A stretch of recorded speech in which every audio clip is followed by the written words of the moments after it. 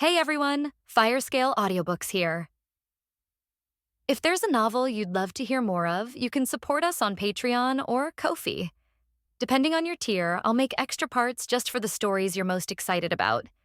Usually I can only upload 4 to 5 parts of each novel, but with your support we can go beyond that. And of course, don't forget to hit subscribe. It helps more than you know. Nami's pupils contracted sharply, and her hands trembled slightly as she picked up the scroll that shimmered with a purplish gold light. She examined the text on the scroll again and again, and after confirming that it was correct, she exclaimed in shock once more, "This. How is this possible? Brother Ron, you have to come and see. I've seen it, it's definitely a treasure. My God." Nami looked up at Ron abruptly, her voice trembling with excitement. "This scroll can actually transfer other people's devil fruit abilities. That's insane. I've never heard of such a thing existing in the world." Ron took the scroll and examined it carefully, a glint of shrewdness flashing in his deep eyes. "We've really struck gold this time." Long, slender fingers gently traced the ancient patterns on the scroll. "It can transfer devil fruit abilities, somewhat similar to Blackbeard's dark fruit." However, when he saw the label disposable item, he frowned slightly. "It's a pity it can only be used once." Just then, a system notification sounded in his mind. Ding, rare item acquisition detected in subsystem, triggering a 10x reward. Obtained devil fruit ability transfer scroll times 10. Ron's heart skipped a beat. It was finally here, a tenfold reward, that's rare. Previously, it was either ghosts or pointers given by ghosts or the discovery of an admiral. Ron even doubted that he would get 10 times the return from Nami. "I can't believe it, it's finally here. I was originally planning to carefully preserve the precious scroll that Nami found, but now I don't have to worry about it at all. He has 10 of these incredible items. What's wrong?" Nami noticed the change in Ron's expression and asked curiously.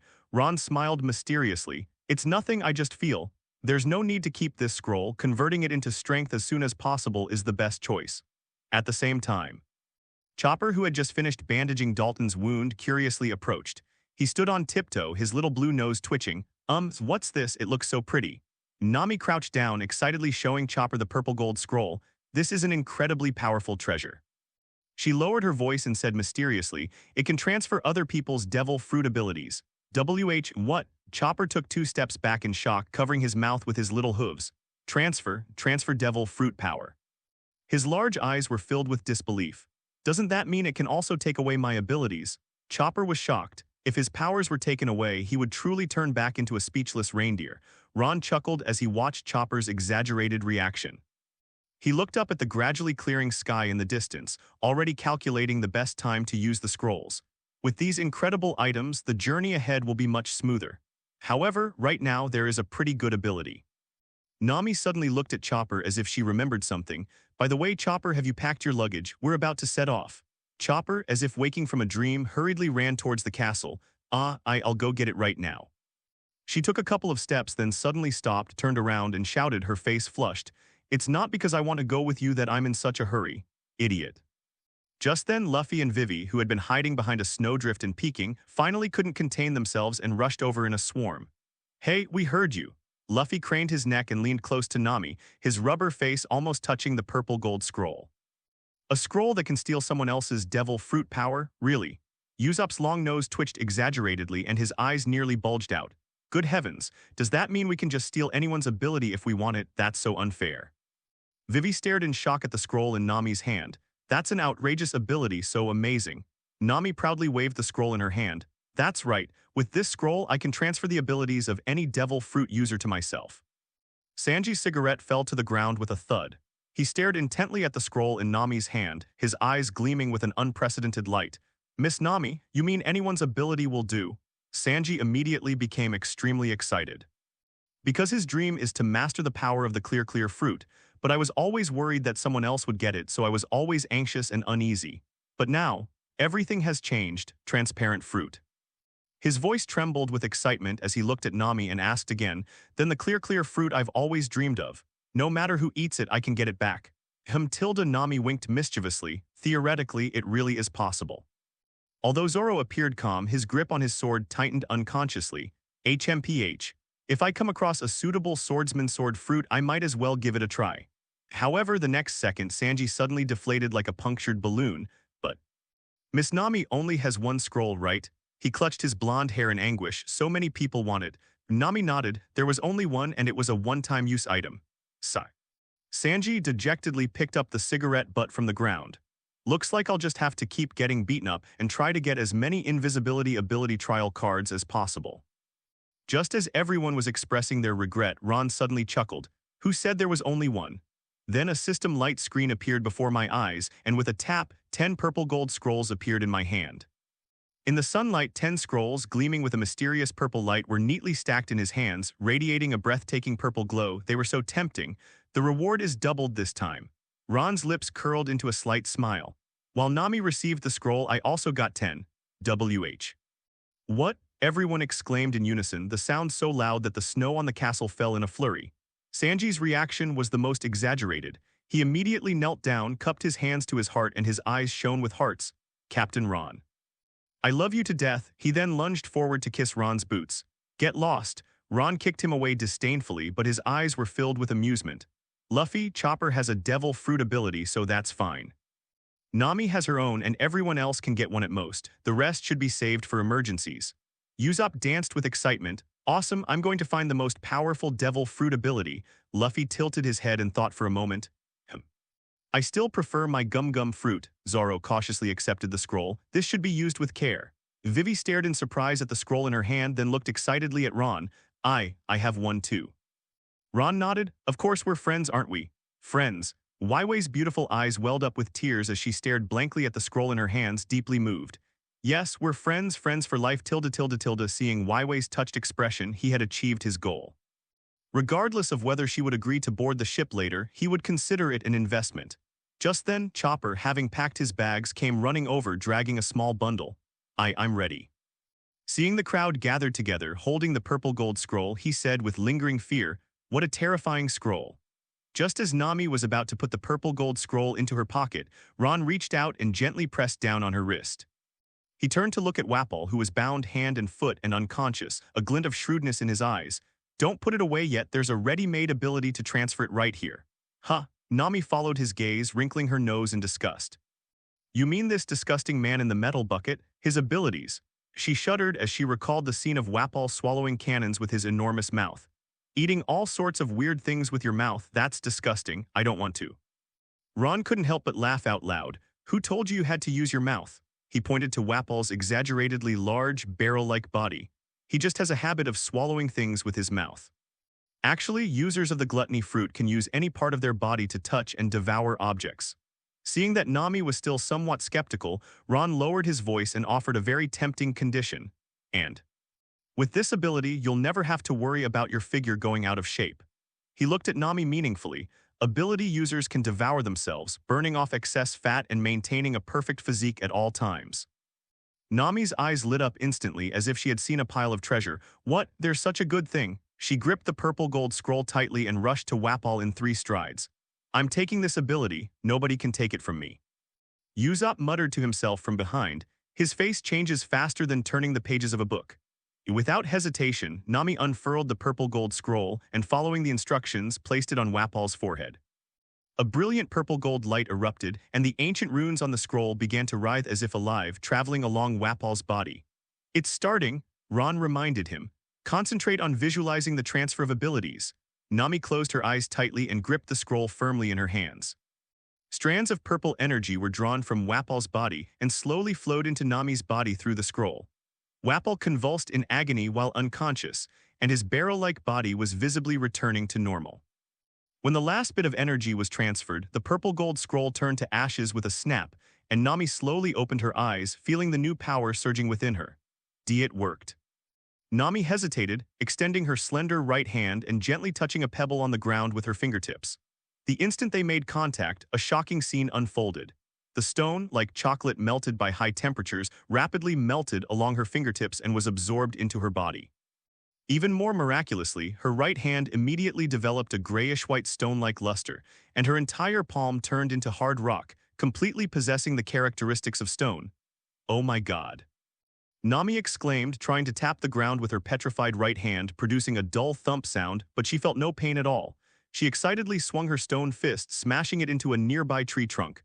The trunk cracked instantly, but her hand remained unharmed. This is amazing. Nami exclaimed excitedly, spinning around on the spot, her short orange hair tracing cheerful arcs in the sunlight. She then lifted her left foot and gently tapped a withered twig on the ground with her toe. Similarly, the twig seemed to be broken down and absorbed by an invisible force, and her toe immediately turned into wood, revealing the texture and characteristics of the twig. As expected, it can be done without using your mouth. Nami proudly raised her chin, her eyes sparkling with excitement.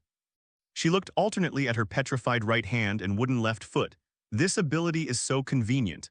Not only can it devour objects, but it can also acquire their properties. She couldn't wait to try different combinations, swallowing a piece of iron to make her arm metallic, absorbing a piece of glass to make her skin transparent. Ron stood to the side, watching with satisfaction as Nami skillfully mastered her new ability. Looks like you're adapting quickly. Nami suddenly thought of something, her eyes lighting up.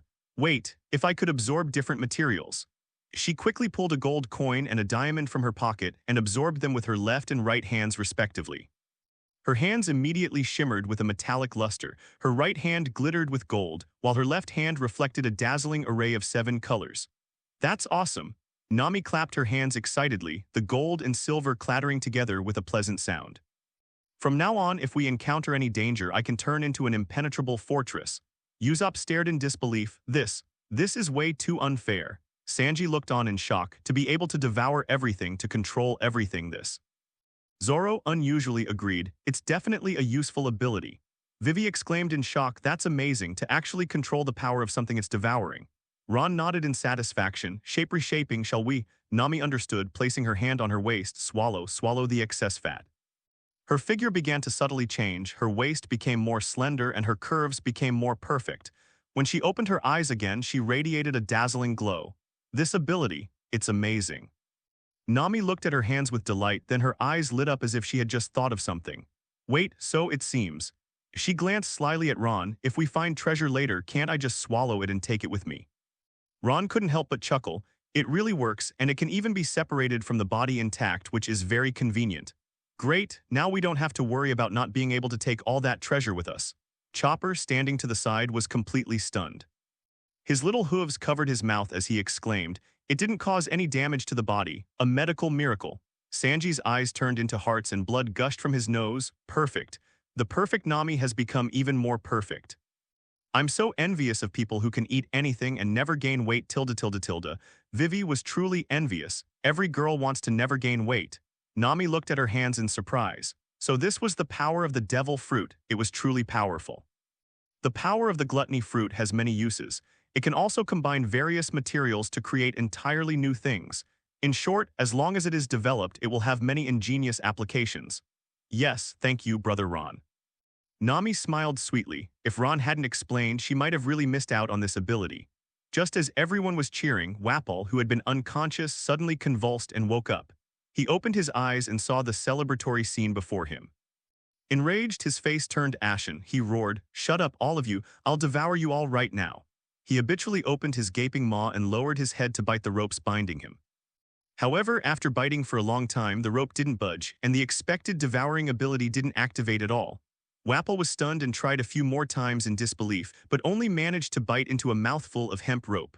What happened? He looked up blankly, meeting the expectant gazes of the crowd, and panicked instantly. Where's my power? Where did my gluttony fruit power go? He roared hysterically, what have you bastards done to me? Nami stood with her hands on her hips, her short orange hair swaying gently in the wind, a slight smile playing on her lips. What do you mean by your ability? It's mine now. She gracefully raised her right hand, her palm swirling with the distinctive vortex-like ripples characteristic of something devouring matter. Please call it by its new name, Nami's ability .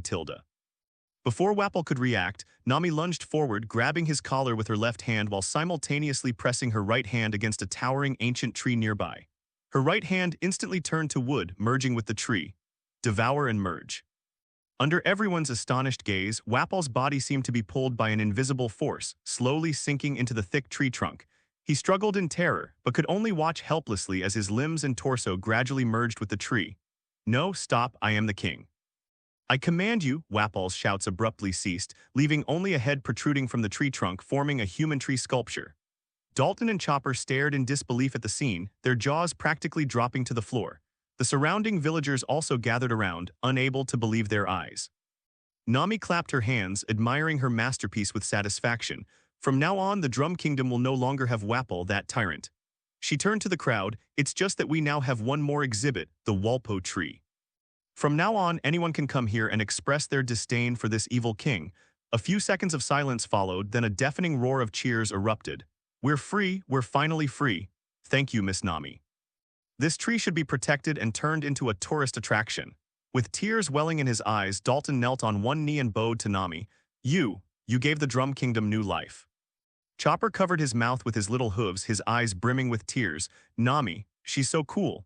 Embedded in the tree, Walpo continued his futile shouts. Let me out, I am the king, you lowly people, shut up. A villager grabbed a snowball and threw it hard at his face. Soon, more snowballs and rotten fruit came flying at Valpo, leaving him in a sorry state. Ron watched this scene, a slight smile playing on his lips. He turned to the excited villagers. Remember, feed him water and food every day, don't let him die. Amidst the puzzled looks of the crowd, he added meaningfully, sometimes being punished while alive is more painful than death. The villagers collectively shuddered. It seemed that compared to the petty thief, this seemingly refined captain was the real ruthless character. As the sun sets, the golden sails of the starship gleam in the evening glow. The Straw Hat Pirates, along with their new crewmate Chopper, slowly sailed away from the port amidst the cheers of the people of Drum Kingdom. On the shore, that Walpo tree will become a symbol of freedom for this country, forever serving as a warning to those who come after.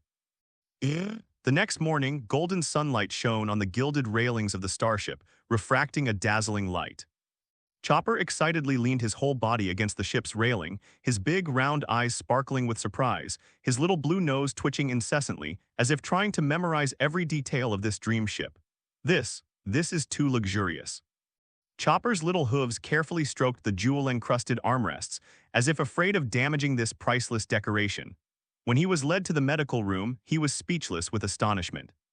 The spacious and bright room was equipped with all kinds of advanced medical equipment, from sophisticated microscopes to a full set of surgical instruments and even a gleaming professional operating table.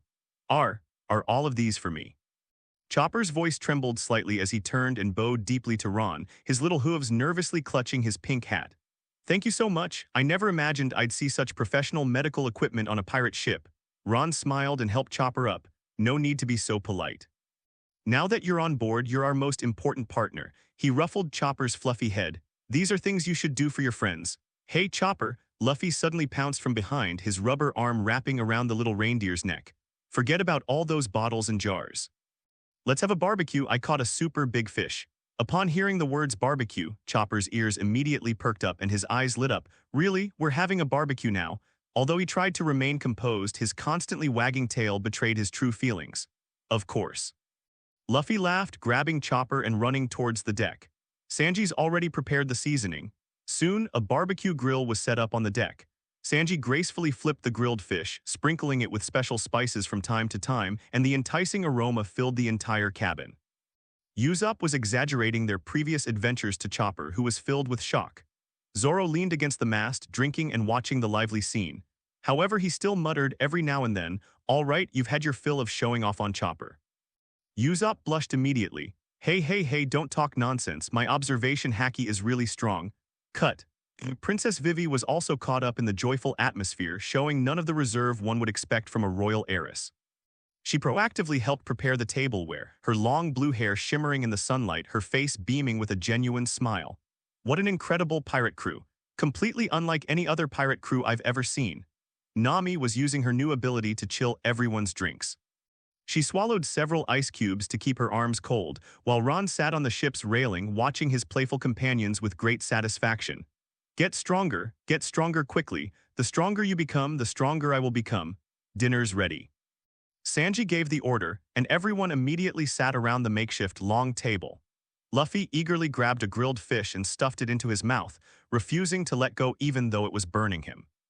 Chopper followed suit only to get burned and his eyes watered, making everyone burst into laughter.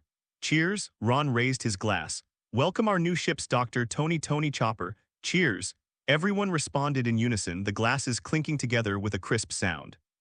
Chopper was so moved that tears welled up in his eyes, his little blue nose twitching. Thank you everyone. I will definitely become the best ship's doctor. After saying that, she quickly added, I didn't say that because I was touched, you idiot. The afterglow of the setting sun spilled onto the deck, and the aroma of roasted meat filled the air. Yuzop took a big bite of roasted meat, grease dripping from the corner of his mouth. He wiped it away casually, his eyes gleaming with excitement. Speaking of that adventure with the marine branch, his voice suddenly lowered and he looked around mysteriously. Chopper and Vivi unconsciously moved closer. Nami, she actually dug right through the underworld with a single shovel. Yuzop slapped his thigh suddenly, startling Chopper so much he almost jumped off his chair. In an instant, the entire sky turned blood red, and countless ghosts surged forth from the earth, wailing mournfully. He gestured wildly. That wicked rat colonel was torn to pieces by the ghosts on the spot. Chopper's blue nose twitched, and his little hooves clung tightly to Vivi's sleeve. Really? That's terrifying. His big eyes were filled with fear, yet also sparkled with curiosity. Waiwei couldn't help but swallow, her fingers unconsciously twisting together. That's nothing. Yuzop lowered his voice mysteriously. You know Logtown, right? The birthplace and death site of the pirate king Roger. On his execution platform, Nami literally dug out Roger's ghost. He deliberately dragged out the words. Guess what? Everyone in the room was shocked. What?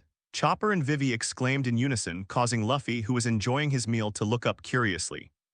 Yuzop vividly described the scene. Roger's phantom said that this permanent pointer could take you directly to Laugh Tale. He paused deliberately, watching the two listeners hold their breath in tension, but that idiot Luffy snatched it and crushed it. Huh. Chopper's jaw nearly dropped to the floor, and Vivi gasped in shock, covering her mouth. That's a priceless treasure that countless people covet. That guy even stood up and yelled some stupid stuff like dreams shouldn't be defined. Yuzop shrugged helplessly. It was cool, but that's the one piece. He shook his head in anguish, as if he could still hear the sound of gold coins slipping through his fingers. Suddenly, Luffy interrupted. Meat. Eat meat. You guys eat up, it's so delicious. He held up a bone with his mouth glistening with oil, making everyone burst into laughter. Then they talked about Twin Gorges and the whale Laboon. Yuzop's voice softened. That big oaf has been waiting for us to come back. His gaze drifted into the distance. We made a promise that after we traveled around the world, we would definitely go back to see it. Chopper's eyes were already brimming with tears, and Vivi's eyes were also red. It waited 50 years. Yuzop said softly, but now it won't crash into the red line again. A new promise awaits it. Waya. Chopper finally couldn't hold back his tears, burying his fluffy little face in Vivi's arms. Vivi also quietly wiped away her tears, her voice choked with emotion. Your story is so touching. Just as Yuzop was excitedly preparing to recount their thrilling experience of digging up Admiral Aokiji, Ron suddenly raised his hand to interrupt him. Stop, stop, stop. If you keep going, I'm afraid our little reindeer doctor will run back to Drum Kingdom tonight. Chopper was now curled up in a ball, his hooves tightly covering his ears, his big eyes filled with terror. Damn, we dug up an admiral. What's an admiral? Does he have a lot of fur? Upon seeing this, everyone burst into laughter. Luffy patted his straw hat and laughed so hard he almost fell over. Zoro leaned against the ship's railing with a smirk, and even the usually elegant Sanji couldn't help but laugh out loud while smoking a cigarette. Ron wiped away his tears of laughter and clapped his hands. All right, enough of the farce, Chopper. The welcome ceremony for the newcomer officially begins. Yuzop, Nami, and the others immediately surrounded him excitedly, their eyes sparkling. Chopper, congratulations, you're about to become a system person. A system user? Chopper tilted his head, his blue nose twitching, completely bewildered. Ron explained with a smile. Simply put, each of us has a unique subsystem bound to our body that helps us quickly become stronger in our respective fields. For example, you've already seen Nami's treasure hunting system. Ron pointed to the navigator, although sometimes you dig up some strange things. Nami proudly raised her chin, a top-tier system that can dig up anything. Chopper's eyes lit up and he waved his little hooves excitedly. Wow, that's amazing, I want one too. Sanji, however, exhaled a smoke ring first and said lazily, my system is get stronger when you get hit, meaning I get stronger every time I get hit. He glanced at Zoro, much stronger than that green-haired guy who only sleeps. Zoro scoffed, arms crossed. Heh, my sleep system can automatically hone my swordsmanship while I sleep. I can get stronger even while lying down. He looked at Sanji provocatively. It's better than that curly-browed guy who gets beaten up all the time. What did you say? Sanji's eyebrows instantly furrowed into a spiral of anger. Usopp quickly chimed in, patting his chest smugly. And I, General Manager Usopp, possess the ultimate show-off system. As long as I successfully impress someone, I gain a corresponding ability boost. He struck an exaggerated pose. How about that impressive, right? Chopper was dumbfounded, his mouth agape. Wow, that's amazing, so you all got stronger thanks to the system. Ron chuckled and ruffled Chopper's hat. Now it's time to reveal your system. Chopper swallowed nervously, his entire body tense. The Get Stronger by Sunbathing system is now bound to my account host. Chopper system feature. Sunbathing equals getting stronger. Current sunbathing time, 0:12. The total time spent sunbathing each time will increase, and the reward level will increase accordingly as the number of tasks completed increases. Chopper, your system makes you stronger by sunbathing. Sunbathing. Chopper unconsciously touched his blue nose, his big, round eyes filled with disbelief. Getting stronger just by sunbathing, this is too wonderful. His friends all looked on with envy. This is too much of a cheat. Usopp was the first to exclaim, dramatically clutching his head. Just by basking in the sun, you can gain such powerful abilities. Sanji nearly dropped his cigarette. Chopper, your system is just too enviable. Just thinking about his system, getting stronger by getting beaten up. Wait a minute, it seems he hasn't been beaten by Nami or Vivi yet, or should we try it out sometime? Zoro crossed his arms, a rare look of surprise on his face. Getting stronger just by lying in the sun. That's easier than my sleep system. I've been sleeping too much lately and can't sleep anymore. I need to beat someone up to vent. Damn it. You green algae head, why are you looking at me like that? What, you called me green algae head, you lecherous cook? A colorful shrine? Sanji was about to explode, but he quickly calmed down. He saw that Zoro had already drawn 3 swords, albeit with the backs of the blades, but it was clear that Zoro wanted to punch him to vent his anger. You wait, we'll fight again next time. I need to study the moves first. Zoro. On the other side, Nami's eyes sparkled, her professional instincts kicking in immediately. Chopper, getting stronger by sunbathing is perfect for you, there's no danger at all. Luffy excitedly hugged Chopper tightly. That's awesome, this way Chopper can become even stronger. His rubber arms were making it hard for Chopper to breathe. Ron then looked at Chopper. Chopper, quickly check if there are any system tasks. Huh? Oh, okay. Chopper hurriedly looked at the system panel, and just then a ding sounded in his mind. System reward task triggered. Accumulate 12 hours of sunbathing to earn the reward, Transformation Potion Mastery. Chopper stared in shock at the potion knowledge displayed on the system panel before him as descriptions of various potion effects flashed by like a carousel. He stood there dumbfounded, his mouth agape, proficient in transformation potions. He can concoct fur-enhancing potions, gigantification potions, judo potions, and with absolutely no side effects. Wow, Chopper suddenly jumped up excitedly, waving his little hooves incessantly. This is amazing, I can make all sorts of power-up potions now. His eyes glistened with tears of excitement. This way I can protect everyone better. Upon hearing this, the deck fell silent for a moment with only the gentle sound of waves lapping against the hull. This is so perfect for Chopper. Usopp was the first to break the silence, his eyes widening as he gestured exaggeratedly. A system that can be a doctor and develop transformation potions is practically tailor-made for him. Nami rested her chin on her hand, lost in thought. Indeed, compared to our strange and unusual systems, Chopper's is both practical and safe. Her eyes suddenly lit up. Wait, these transformation potions. Can the rest of us use them? This question immediately piqued everyone's interest. Luffy was the first to jump up. I want the giant-sized potion. It would be so cool to become supersized. He stretched out his arm and gestured, almost knocking Zoro off the ship. Zoro steadied himself, a rare look of interest on his face. Do you have any swordsman potions? The kind that's perfect for swordsmen? It seems not, Chopper muttered under his breath. Just as everyone was discussing it, Sanji's eyes suddenly flashed with an amazing light. He rushed to Chopper and slammed his hands heavily on Chopper's shoulders. Chopper, can you make a transparency potion? You know, the kind that, you know. Chopper was startled by Sanji's sudden enthusiasm, and his blue nose twitched involuntarily a few times. A transparent potion? He tilted his head and thought for a moment. There's no such formula in our current knowledge. Sanji's expression instantly fell, as if his soul had been ripped out. But Chopper immediately puffed out his chest and confidently promised, I'll work hard to get some sun. I'll definitely be able to develop it as soon as possible. These words were like a shot in the arm, and Sanji immediately regained his energy. He patted Chopper's head, his voice softening with emotion. Well done, Chopper. From today onwards, just tell me what you want to eat and I'll make you the best food. Really. Chopper's eyes lit up instantly and he happily spun around in a circle. Then I want cotton candy, lots and lots of cotton candy. No problem. Sanji readily agreed, then lowered his voice and added, but about that invisibility potion. Ron, watching from the side, shook his head. Sanji, you'll corrupt Chopper like this. Usopp stroked his chin thoughtfully. A transparency potion. If we could develop one, we could peek into the women's bathhouse and come and go as we pleased. Bang. Nami's iron fist silenced the long-nosed sniper. Don't you dare corrupt Chopper. Luffy was completely oblivious to all of this, still excitedly shouting, I want to try the giantification serum first. Chopper, when will you make it? Chopper scratched his head sheepishly. Well, I need to get enough sun first. Yes, yes, yes, let Chopper sunbathe quickly. Usopp was the first to react, and he frantically began to tidy up the clutter on the deck. You need to be in the sun for at least 12 hours. But I still need to grind herbs. And those tools. Luffy stretched out his arm and moved all of Chopper's medicine-making tools to the sunniest spot on the bow of the ship. The sun is best here, Chopper can pound medicine here. Although Zoro didn't say anything, he had already quietly put away the parasol. Sanji thoughtfully brought Chopper a glass of chilled juice and placed it next to him, supplementing with vitamin D helps with calcium absorption.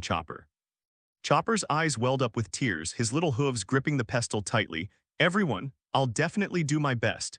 He started working with great enthusiasm, glancing up every now and then at the countdown on the system panel in his mind. 11:59:23. 11:59:22. Vivi stared at all of this in utter disbelief. Chopper seemed to be gilded in sunlight, and his movements as he pounded the medicine were much faster than usual. She murmured softly, Is this the power of the system? Although she didn't quite understand what the system was, everything happening before her eyes was beyond her comprehension. To enable a doctor to acquire pharmaceutical abilities while sunbathing, and for the drugs he develops to dramatically improve the capabilities of the entire team, is something that is absolutely beyond the capabilities of ordinary people. Her gaze involuntarily turned to Ron. The dark-haired youth in the sunlight was smiling as he watched the busy Chopper. His profile was particularly striking in the interplay of light and shadow. Vivi's heart suddenly raced, and her beautiful eyes sparkled with a mixture of shock and hope. If even something like this can be done. Vivi unconsciously gripped the railing tighter, her knuckles turning slightly white from the force. Then how about dealing with Crocodile? The thought made her tremble all over. Ron seemed to sense her gaze and turned to meet her eyes. His smiling black eyes seemed to see right through her, and Vivi immediately felt her cheeks burning. What's wrong, Vivi? Ron asked gently. No, it's nothing. Waiwei hurriedly shook her head, but she couldn't contain her excitement. Vivi took a deep breath and solemnly performed an Alabasta royal salute to Ron. Mr. Ron, on behalf of the people of Alabasta, I thank you in advance for your help. You're welcome. You can thank me after the matter is resolved. Vivi nodded vigorously. At this moment, she was finally certain that this mysterious young man could definitely help them defeat Crocodile. The gloom that had been weighing on my heart for days was swept away, replaced by unprecedented hope. That's wonderful. Vivi murmured to herself, the sea breeze ruffling her long blue hair. Our country is finally saved. The sun sets in the west. The sea was bathed in the golden afterglow of the setting sun. Chopper had spent the whole day sunbathing on the deck and was now packing up his medicine-making tools to return to the infirmary. Dr. Chopper, I've sorted all these herbs for you. Vivi squatted down beside him, her slender fingers neatly arranging the last bunch of herbs into the medicine basket. Fine beads of sweat still clung to her forehead, clearly indicating she had helped out a great deal that day. Thank you, Vivi. Chopper hugged the medicine basket, deeply moved. His blue nose twitched slightly with excitement. You've helped me a lot. Vivi smiled gently and reached out to ruffle Chopper's fluffy head. I'm happy to have been able to help. Go back now, the sun's gone. Watching Chopper's departing figure, Vivi walked alone to the ship's railing. The evening breeze ruffled her long blue hair as she gazed absently at the shimmering sea in the distance. The Alabasta desert, palaces, and the faces of her people flashed before her eyes, and her fingers unconsciously tightened their grip on the railing. Are you homesick? A gentle voice came from behind her. Vivi turned around and saw Ron leaning against the mast not far away, the moonlight already creeping up his shoulders.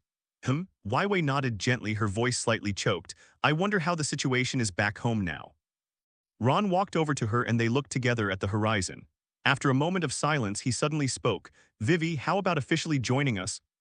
Vivi turned her head in surprise and met Ron's serious gaze. I mean become our partner, Ron smiled, just like Chopper and Nami. Vivi's pupils trembled slightly, a blush creeping onto her cheeks. She lowered her head, her fingers nervously twisting together. I want to join you too, but my country. I understand. Ron gently interrupted her. You can make a decision after we've dealt with Crocodile. Under the moonlight, Waiwei's eyes were slightly red. She looked up, her sea blue eyes brimming with gratitude. Ron, thank you, don't be so polite. Ron waved his hand casually. Ron. Vivi suddenly called out to him. Ron also saw the brightest smile she had shown since boarding the ship. No matter the outcome, meeting you all, It's been so wonderful, thank you for your help. Ron paused for a moment then laughed, here we go again. We can say that after we help you reclaim your country. Vivi nodded gently, the sea breeze ruffling her long blue hair which shimmered softly in the moonlight. Looking at her stubborn yet vulnerable profile, Ron suddenly made a decision. Waiwei, he hesitated for a moment, I want to give you a system, are you willing? What? Waiwei looked up abruptly, her eyes wide open. But, isn't it only by officially joining a pirate crew that you can have the system? Her voice trembled slightly with surprise. Ron's lips curled into a smile. Who made that rule? He took a step forward, the moonlight casting a long shadow. We're friends, aren't we? Whether I join the pirate crew or not, this friendship will never change. These words were like a key, instantly unlocking Waiwei's tightly wound defenses. Her eyes quickly reddened and glistening tears rolled down her cheeks uncontrollably. Ron, her voice choked with emotion and she could barely speak, her slender shoulders trembling slightly. Seeing this, Ron considerately stepped forward and patted her shoulder. Little did he know that this action would become the last straw that broke the camel's back. Vivi suddenly threw herself into his arms and buried her face deeply in his chest. Thank you so much. Her voice was muffled with a heavy nasal tone. It's been such a long time. Such a long time since anyone has genuinely cared about me like this. Tears quickly soaked Ron's clothes. From the beginning of the rebellion, everyone treated me like a princess, like a pawn. Only you, asking for nothing in return, helped me. Ron could feel the girl in his arms trembling slightly like a wounded kitten. He gently put his arm around her shoulders, letting her release her pent-up emotions. Just then, Vivi suddenly looked up. Under the moonlight, her teary blue eyes shone brightly. Before Ron could react, a soft, feather-like kiss landed on his cheek. Thank you, Captain Ron, she said in a barely audible voice. She quickly buried her head back like a startled rabbit, her whole face turning bright red, even the tips of her ears turning a lovely pink. Ron paused for a moment, then chuckled, teasing her deliberately, hey, this costs money. Ah. Waiwei stomped her foot in embarrassment, punching him lightly with her little fist. You stop talking. She no longer possesses any of the poise of a princess, she's just a shy, ordinary young girl. Ron then looked at the system. The system detected that Vivi met the subsystem's binding conditions and could be bound. Immediately afterwards, a pale blue system screen appeared before Ron's eyes, and lines of text flowed out like water. Bindable object detected, Nefertari Vivi identity, Princess of the Kingdom of Alabasta. Meets subsystem binding requirements, dedicated to the people, possesses the qualities of a king. Binding system type, the strongest faith system. Collect faith points in your territory to become stronger. Ron's lips curled into a slight smile. This system was practically tailor-made for Vivi. He turned to look at the still shy Vivi and whispered, ready. Vivi looked up, tears still glistening in the corners of her eyes, only to see a golden light suddenly emanate from Ron's fingertips, a light that seemed to possess a life of its own. This is. Vivi's eyes widened in surprise. The strongest faith system bound. In an instant, the golden symbol array transformed into countless points of light, dancing around Waiwei like fireflies on a summer night. Waiwei felt a warm power surge into her body, and a cold, electronic voice echoed in her mind, the strongest faith system is being bound. Host identity detected, Princess Vivi of the Kingdom of Alabasta, initial bound territory, Kingdom of Alabasta confirm. Vivi's pupils contracted slightly as she looked at Ron in disbelief. Is this real? I can really have a system. Ron nodded with a smile, try responding to it in your mind. Vivi took a deep breath, closed her eyes, and silently repeated in her mind. Confirm binding. Ding, binding successful. Current faith value 0, territory status. In rebellion, faith gain efficiency reduced by 50%. New player gift pack has been distributed. Basic healing aura can slightly heal nearby injured people.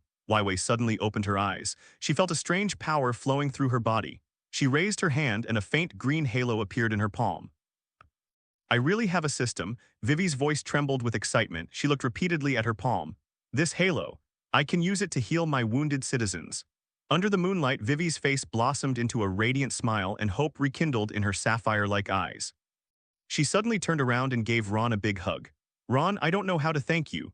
Her voice muffled on Ron's shoulder. I will definitely use this system to save my country. Ron gently patted her back. This is the Princess Vivi I know. He paused, but remember, the system is just a tool. What can truly save Alabasta is your love and responsibility towards your people. Vivi nodded vigorously, the moonlight casting a silvery outline on her figure. At this moment, she was no longer the bewildered and helpless princess in distress, but a true queen ready to shoulder the fate of her nation. On the distant horizon, the first rays of dawn have quietly emerged. A new day is about to begin, and Vivi's brand new life is also about to unfold. The next morning, when everyone learned that Huawei had also obtained the system, the entire starship was in an uproar. What? Vivi has a system too? Usopp's mouth dropped open in exaggerated disbelief and the wrench in his hand clattered onto the deck. Nami clapped her hands in delight. Great. This gives us a much better chance of defeating Crocodile. However, when Vivi revealed her strongest faith system, everyone looked confused. Luffy tilted his head, his rubber face full of question marks. Faith, value, what's that? Can you eat it? Idiot. Nami chopped Luffy on the head with a chop. All you do is eat. Vivi chuckled and explained, simply put, it means gaining the trust and love of the people. The deeper their faith in me, the more faith points I gain. Her eyes gleamed with excitement, and the system shop lets you exchange faith points for all sorts of great things. She brought up the system interface, switching to a view that others could see. Immediately, everyone gathered around, and on the virtual screen, a dazzling array of goods was displayed. Desert Irrigation System, 10,000 faith points. Royal Guard Training Manual, 5,000 faith points. Fully Automated Medical Container, 20,000 faith points. Armament Hacky Beginner's Guide, 8,000 faith points. Wow, Chopper exclaimed, pointing at the medical equipment with his little hooves. These machines are even more advanced than those in Drum Kingdom. Sanji exhaled a smoke ring, lost in thought. It seems this system not only makes you stronger, but it can also directly boost the strength of the entire nation. Zoro, who had been silent all along, suddenly spoke. I understand. He crossed his arms, a sharp glint in his eyes. It's a virtuous cycle. You gain faith points by helping the people, then use those faith points to exchange for more items to help them, thus gaining even more faith points. That's right. Vivi nodded excitedly, and as the territory expands and the population increases, the speed at which faith points are gained will also increase. Usopp stroked his chin, then suddenly had a flash of inspiration. Isn't this just like the management games we played as kids? Princess Vivi is the player and the country is the city we need to manage. To be more precise, Ron added with a smile, Vivi will become the goddess of this country. The faith of the people is her source of power. Luffy suddenly burst into laughter. This is hilarious. From now on, Vivi will be Goddess Vivi, but on our ship you'll always be our comrade Vivi. Vivi's eyes reddened slightly. She nodded vigorously. Yes, I will definitely use this power to save my country, but... She looked at everyone, a hint of sadness in her eyes, but I can't continue the adventure with you all. Adventure doesn't necessarily mean going to sea, Ron said with a smile. As long as you have a dream, whatever you do anytime, anywhere is an adventure. I'll try my best, Huawei nodded confidently. Just then Chopper suddenly burst into tears, his fluffy little face scrunched up. Then does that mean Vivi won't be able to go out to sea with us anymore?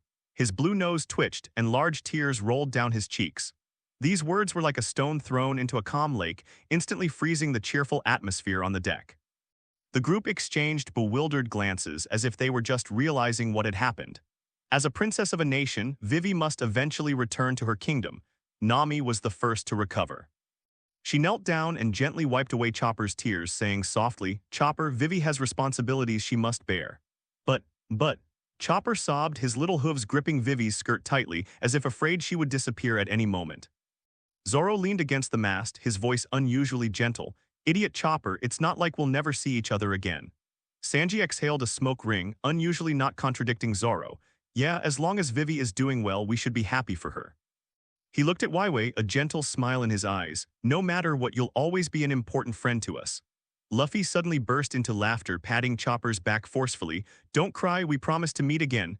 His straw hat gleamed in the sunlight. Once Vivi has governed the country well, she might even want to go on a sea adventure. Ron looked at his sentimental companions and couldn't help but shake his head and chuckle. Why are you all so sad? He walked to Vivi's side, looked into her eyes and said, this is only a temporary separation. After Vivi resolves Alabasta, she'll need to expand her territory to become stronger and she'll need our help then. Ron then looked at Vivi. Vivi, if you want to become stronger, expand your territory and collect more faith points. Many countries on this sea are in a worse situation than Alabasta, and they are all waiting for you to save them. Brother Ron, I will definitely become stronger and keep expanding my territory. We'll help too. Chopper suddenly jumped up, waving his little hooves excitedly even before his tears had dried. I'll use the latest medicine to help Vivi's army. Usopp perked up, puffing out his chest. That's right, my ultra-long-range sniping will definitely come in very handy. Looking at her friends who cared about her, Weiwei's eyes welled up with tears. She took a deep breath and flashed a bright smile. Thank you. I promise once Alabasta is settled, I will definitely come to find you. Sunlight streamed onto the deck, casting long shadows on everyone. In this warm glow, the sadness of parting is diluted, replaced by anticipation for the future. A gentle sea breeze rustled the sails of the starship, a silent testament to this promise. One day later, as the starship slowly docked at the port of Alabasta, a wave of scorching desert heat washed over us. Vivi stood at the bow of the ship, gazing at this familiar land, her eyes shining with unwavering determination. Everyone, I have to go now, Vivi said, turning to her companions, her long sea-blue hair fluttering in the hot wind. I must find the rebel leader, Koza, as soon as possible and tell them the truth. Ron nodded, his gaze reassuring. We'll split into two groups. You go and appease the rebels, winning over the hearts and minds of the people. This will both stop the civil war and quickly build up faith points. We'll go directly to Crocodile. Luffy adjusted his straw hat, a grin spreading across his face. Don't worry, Vivi. Once we beat that crocodile to a pulp, your country will be safe. Wait. Chopper suddenly pulled a bunch of medicines from his medical kit. These are some new heat stroke prevention medicines and emergency wound medicines I developed. Vivi, take these. Nami rushed forward and gave Vivi a big hug, saying worriedly, please be careful, Vivi.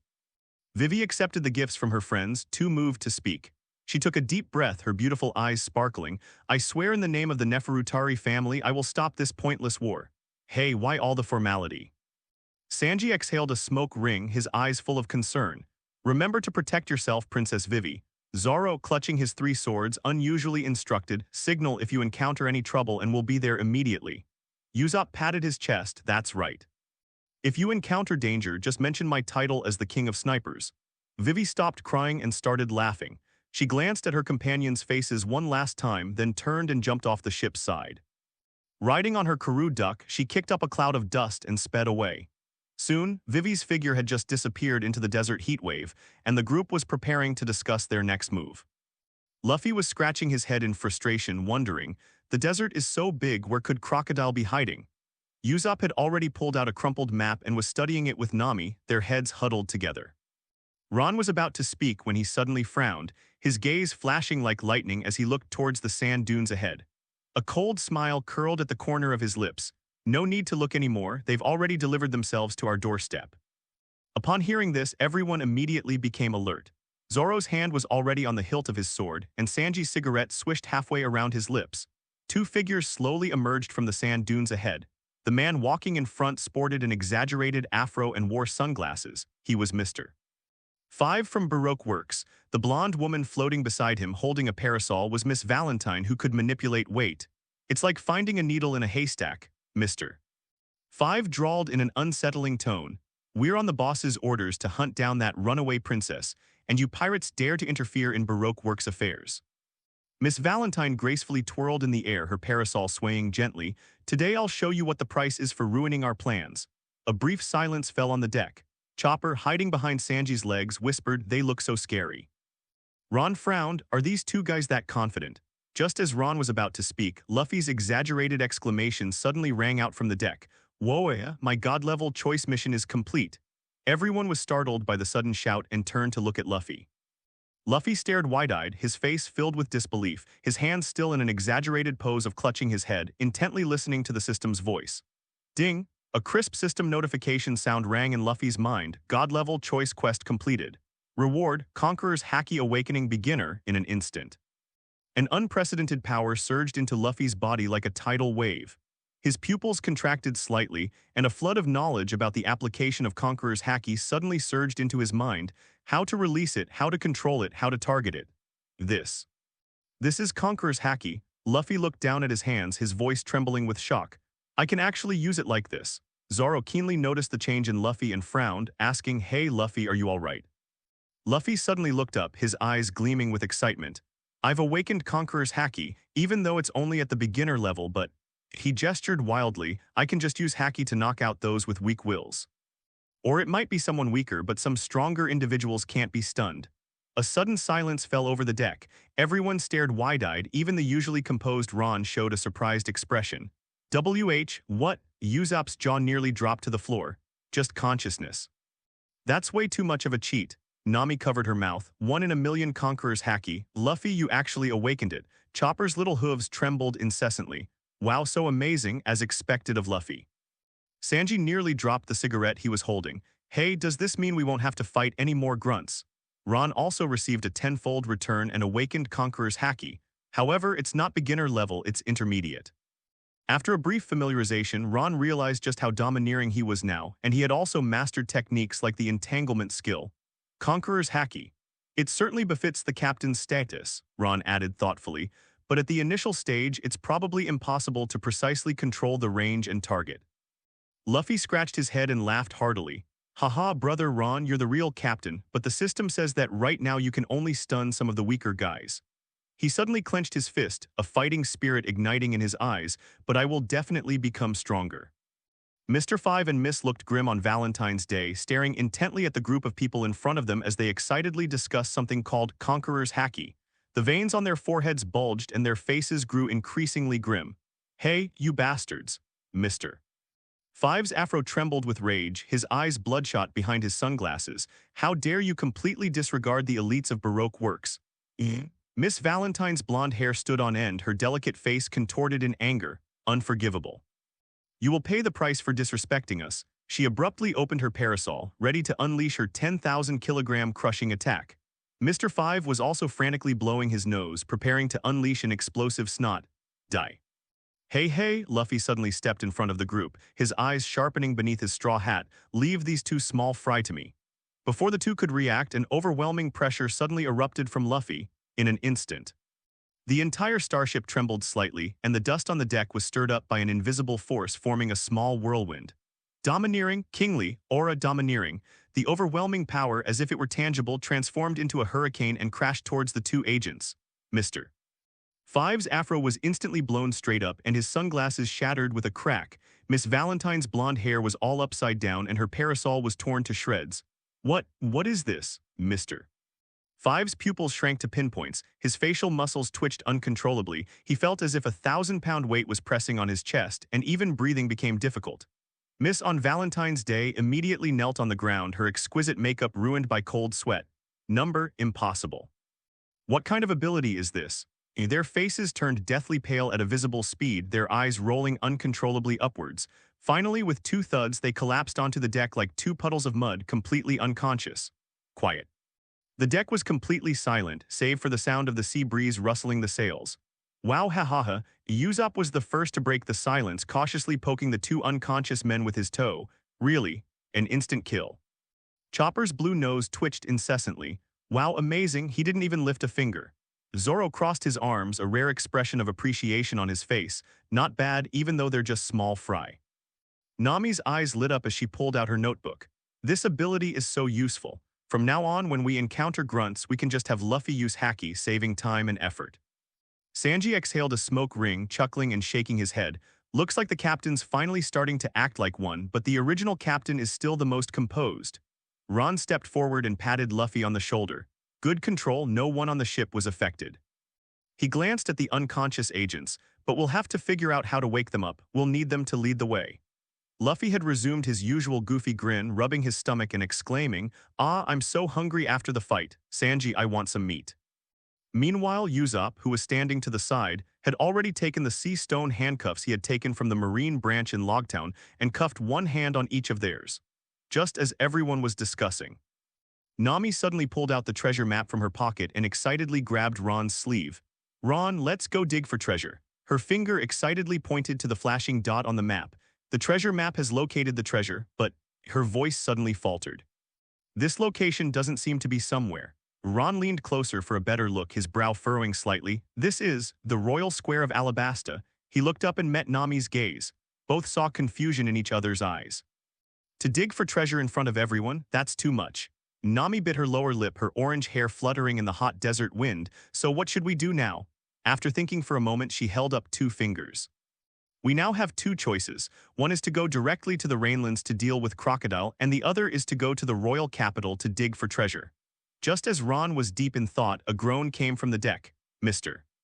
Five and Miss Valentine slowly woke up. When they saw the crowd surrounding them, they hugged each other in terror as if they had seen a ghost. Number, it's impossible. Mr. Five's voice trembled violently. We were actually annihilated in an instant. Miss Valentine's Day was even more ashen-faced, her meticulously styled blonde hair now a mess like a bird's nest. What kind of monsters are you? Ron crouched down, looking directly into their eyes. Crocodile is currently at the Rain Banquet Casino in Rainfield, right? Upon hearing this, both of them trembled, their pupils contracting sharply. This subtle reaction said it all. Looks like there's no need to ask. Ron stood up, about to suggest sending one person back to report, when Usopp suddenly shouted in terror from the lookout tower. No, something's wrong. 3 Navy warships have appeared behind us. Everyone rushed to the ship's side. On the Azure Sea, 3 imposing warships were speeding towards them, their seagull insignia gleaming in the sunlight. That's... Zoro narrowed his eyes, having already made out the white-haired man standing at the bow of the ship. Smoker. Nami exclaimed, he actually tracked me all the way to Alabasta. Smoker, the white hunter, stood on the deck of the warship, cigar smoke swirling around him. The jigs in his hands gleamed coldly in the sunlight, and his sharp eyes, like those of a hawk, were locked onto the luxurious starship. Luffy adjusted his straw hat, a smug smile spreading across his face. Wow, it's that smoking guy, here to get beaten up, huh? I can use Conqueror's Haki now. Just as the Going Merry was locked in a tense standoff with the naval warships, a blazing line of fire suddenly ripped through the sky. Everyone looked up and saw a figure wearing an orange cowboy hat descending from the sky on flames, landing steadily on the deck. Yo, Luffy, Rune. Ace took off his hat, revealing a bright smile. His signature freckles were particularly striking in the sunlight. It's so great to meet you guys here. Ace, Luffy was so excited he practically turned into a rubber spring, lunging at his brother. What are you doing here? Ace laughed as he caught Luffy ruffling his straw hat. If I hadn't met that blue-haired girl, I might have missed you guys. Ron raised an eyebrow upon hearing this. Blue-haired girl, is that Vivi? He quickly stepped forward. You've seen Vivi? Ah, that's right. Ace nodded, casually swatting out the still-burning flame on his shoulder. She was being chased by a strange guy who could make candles. I just happened to be passing by and rescued her. He scratched his cheek a little sheepishly, but that candle-making guy was too weak. I didn't even have to use much force before his candle melted. Melt? Everyone asked the same question in unison, their faces filled with confusion. Ace then realized what he'd done and burst into hearty laughter. Oh, I forgot to introduce myself. A blazing flame suddenly erupted in his right hand, which he casually toyed with to the astonished gazes of the crowd. I am the Flame Man who ate the Flame fruit and can freely control flames. An uproar immediately erupted on the deck. What, the Flame fruit? Nami exclaimed, covering her mouth in surprise, her orange hair billowing in the heat. Isn't that the legendary Logia-type devil fruit? Usopp's jaw nearly dropped to the deck. He can transform into flames, that's way too much of a cheat. A glint of fighting spirit flashed in Zoro's eyes. Logia type, no wonder it melted the candle so easily. There was a brief moment of silence on the deck, followed by a burst of laughter. Ha ha ha, Usopp laughed, slapping his thigh. That unlucky Mr. 3. He really bit the hand that feeds him after running into the flame fruit. Nami wiped away tears of laughter. A candle meeting fire. That's just too tragic. Ron couldn't help but chuckle. It really is a case of one thing being the nemesis of another. Mr. 3 probably can't even cry now since even the candle has melted. Zoro unusually curled his lips into a smile. Looks like Vivi's luck is pretty good. Chopper looked up at Ace, his eyes sparkling. Wow, you're Luffy's brother. Just then, Smoker on the warship completed his elemental transformation, turning into a puff of white smoke and rapidly approaching. Ace turned his head and glanced at him, his smile unchanged. Looks like you have guests. Luffy excitedly grabbed Ace's hand. Ace, let's fight. Hey, Ace chuckled helplessly, but a fighting spirit ignited in his eyes. I just can't do anything with you.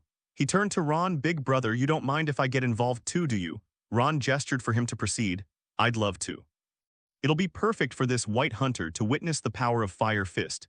Ace put his cowboy hat back on, his eyes sharpening beneath the brim. Flames erupted from his hands, instantly raising the surrounding temperature. Then, Fire Fist.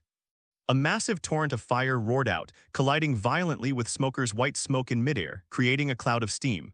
Smoker used the momentum to retreat, landing steadily on the ground. His expression was uncertain, and he tightened his grip on his cigar as he looked ahead at the figure wreathed in flames. Fire Fist Ace. Smoker uttered the name in a low voice, white smoke swirling around him. I never expected to meet you here. Ace pushed his hat brim up, flames dancing at his fingertips. Shall we continue, White Hunter? To everyone's surprise, Smoker suddenly raised his hand, signaling the Navy to cease their attack. No need, I didn't come to Alabasta to fight. Ron frowned, something was wrong. This was completely deviating from the original story. Normally, Smoker should be relentlessly pursuing Luffy, but he instinctively took a half step forward. So, what's your purpose? Smoker's gaze swept over the crowd, finally settling on Nami. He slowly raised his right hand, his index finger pointing directly at the orange-haired navigator. For her. What? Everyone exclaimed in unison. Nami's heart skipped a beat. She pointed at herself incredulously, me. My mind raced through memories of the past, but I just couldn't figure out how I'd been targeted. Ron's eyes instantly sharpened like knives, countless possibilities flashing through his mind. He guessed that Nami's treasure hunting system might indeed have attracted the attention of the Navy's high command, but he didn't expect it to happen so quickly. Smoker exhaled a smoke ring, looking at Nami with a complicated expression. Last time you were at Whiskey, you even dug up Admiral Aokiji. The deck fell silent. Aokiji specifically told me, Smoker continued, to keep an eye on you so you don't cause any more trouble. He rubbed his temples. After all, nobody knows what you'll dig up next. Nami opened her mouth, so that's why she looked to Ron for help, who was deep in thought. No wonder Smoker had unusually given up chasing Luffy. He was worried that Nami had dug up something incredible. Just then, Ace suddenly burst into laughter. Ha ha ha, dig up Aokiji, this is hilarious. He gave Nami a thumbs up, well done. Smoker's face darkened further. Fire Fist, this has nothing to do with you. How can it be unrelated? Ace's smile suddenly vanished, flames rising around him. She's my older brother's partner. The atmosphere instantly became tense. Hey, smoking guy. Luffy suddenly rolled up his sleeves, his rubber arms snapping open and bracing themselves on the deck. His eyes, hidden beneath his straw hat, blazed with fighting spirit. Want to fight? I'm ready to fight to the bitter end. Before the words were even finished, a suffocating pressure suddenly erupted. The Conqueror's haki swept out as if it were a tangible force, causing unnatural ripples on the sea. Smoker's white hair was blown backward by the force of the aura, and cigar ash fell in a flurry. This is, Smoker's pupils contracted sharply, his facial muscles twitching uncontrollably. Conqueror's haki? Are you kidding me? He glared at Luffy through gritted teeth. How could this brat possibly? The naval soldiers on the warship were slumped to the ground, some staggering, and even Tashigi had to hold onto the railing to stay upright. She pushed up her slipped glasses and stared at the scene before her in disbelief. Smoker's expression shifted between anger and uncertainty, his mind churning. Damn it, I couldn't beat them before and now it's even worse. He suddenly slung his arms over his shoulders in a deflated manner. Fine, I won't fight, okay? Huh. Luffy's momentum faltered instantly and a confused expression appeared on his rubber face. Alabasta isn't yours, Smoker retorted, feigning indifference. Can't I even go along? Isn't it normal for the Navy to patrol the waters of member states? This sudden change left everyone stunned. Ron's lips twitched and he was momentarily speechless. The flame in Ace's hand went out with a poof, and he stared wide-eyed at the naval captain whose demeanor had suddenly changed. Zoro nearly dropped his three swords. Nami and Usopp exchanged bewildered glances, while Chopper rubbed his eyes, wondering if he was seeing things. The most shocked was Tashigi. She adjusted her slipped glasses and stammered to herself, This really is Colonel Smoker. The incorruptible, righteous superior I remembered was now acting like a rogue, resorting to shameless tricks. Hey, Sanji's cigarette fell onto the deck. What kind of development is this? Smoker completely ignored the jaw-dropping expressions on his subordinates' faces, standing still and preparing to follow behind Ron and the others. Seeing that the other party wasn't in a hurry, he even had a chair brought over, sat down casually, and continued smoking a cigar, acting as if to say, I'll just follow you, what can you do about it? Faced with Smoker's unexpected and rogue behavior, everyone looked at each other, unsure of how to respond. This is outrageous. Usopp angrily stepped forward and pointed at Smoker, a dignified Marine captain, acting like a shadow and refusing to leave. Nami put one hand on her hip and shook her head helplessly. Whatever, he can't beat us anyway, let him follow if he wants. Smoker felt as if he had been stabbed in the heart. The verbal attack was no less ruthless than a physical blow. Ace couldn't help but laugh out loud, patting Luffy on the shoulder. This guy is quite interesting. Luffy scratched his head, his face full of confusion. Aren't we fighting anymore? He glanced at Smoker, who was leisurely reclining on a deck chair in the distance, and scratched his head again. The other guy was really baffling. Zoro sheathed his three swords back at his waist and scoffed, boring. Ron ignored Smoker and instead gazed in the direction of Alabasta, saying in a deep voice, Since he wants to come, let him come. Let's go. Understood, everyone responded in unison. And so, in the eerie atmosphere, Smoker maintained a delicate distance from the Straw Hat crew, walking one after the other towards Alabasta. Tashigi followed behind, her face flushed with embarrassment. Colonel, this doesn't look like something a Navy person would do. But Smoker just calmly puffed on his cigar and waved her off. Chopper walked along, curiously observing the Marines behind him. They're really following us like this. Sanji lit a new cigarette and blew a smoke ring. Let them be, as long as they don't interfere with our plans. As you venture deeper into the desert, the scorching desert air hits you in the face. Rainy place. In the secret room beneath the casino, a figure covered in bandages was groaning in pain. It was Mr. 3, who had been nearly burned to death by Ace. His wax fruit powers were completely ineffective against the extreme heat, and he was currently soaking in a medicinal solution for treatment. President, I will definitely get revenge. He swore weakly, but his trembling voice was full of fear.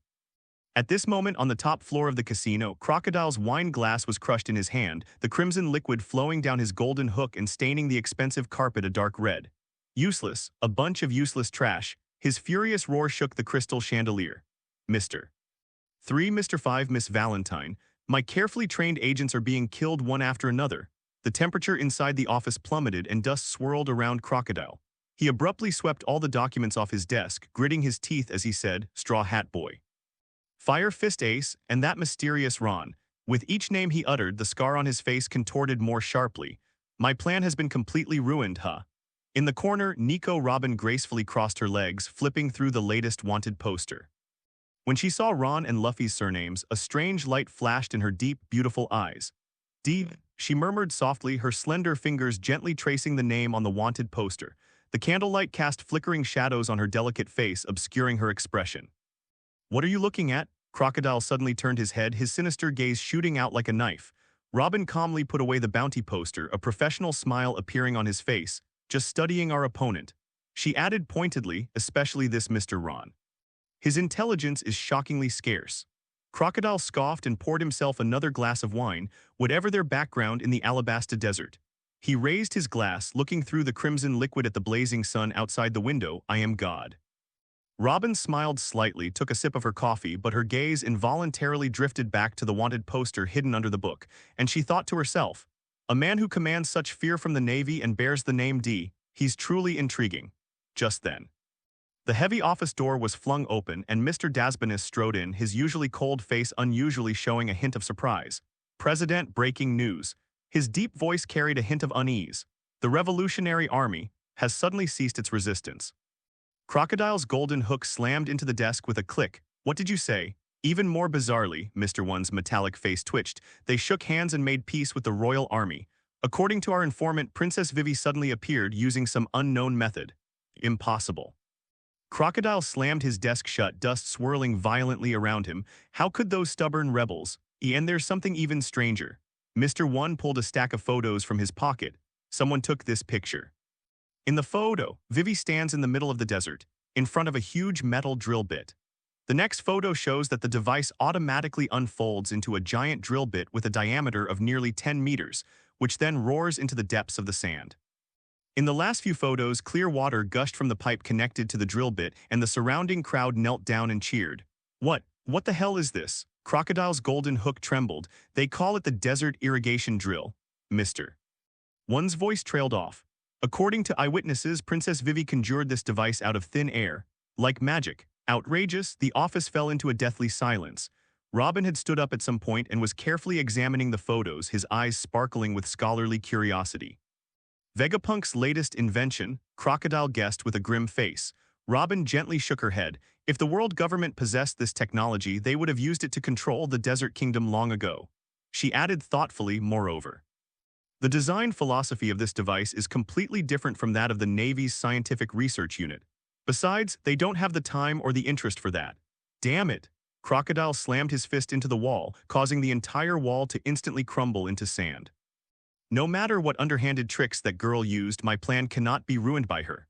He whirled around, his crocodile skin coat fluttering behind him. Summon all top agents immediately, since the plan to sow discord has failed. His golden hook gleamed coldly in the sunlight. Then let's just massacre the palace. Robin glanced at the enraged crocodile, then looked down at Vivi's confident smile in the photo, a meaningful curve forming on her red lips. The Princess of Alabasta.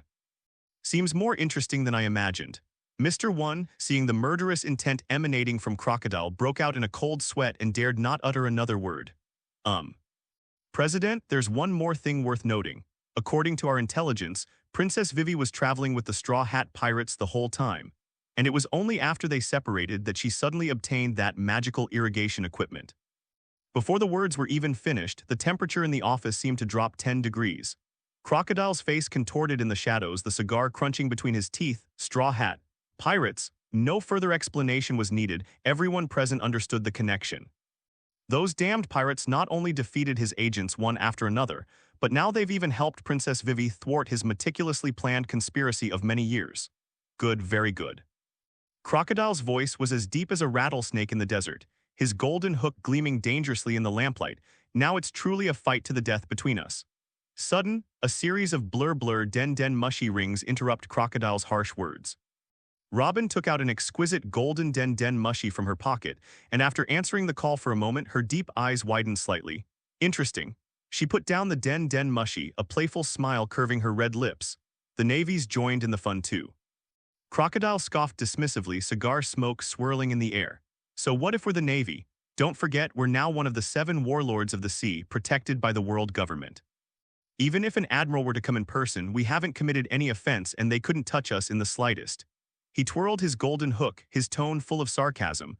Those Marines are nothing but watchdogs kept by the world government. Robin shook his head slightly, his long black hair falling over his shoulders. The situation is probably not that simple. She spread out the intelligence file in her hand. According to our informants, the Navy is following the Straw Hat Pirates like spies, maintaining a delicate distance. And she tapped the map with her long, slender fingers. The Straw Hat crew didn't head towards the Rainlands at all. They went directly towards the Alabasta capital. What? Crocodile turned around, somewhat bewildered. This isn't right. A hint of confusion flashed in his eyes. From those two good-for-nothings, Mr. Five and Miss Valentine, they should know I'm in the rainy place. An eerie silence fell over the office. Crocodile frowned, slowly puffing on his cigar. The smoke rose and swirled around the roof.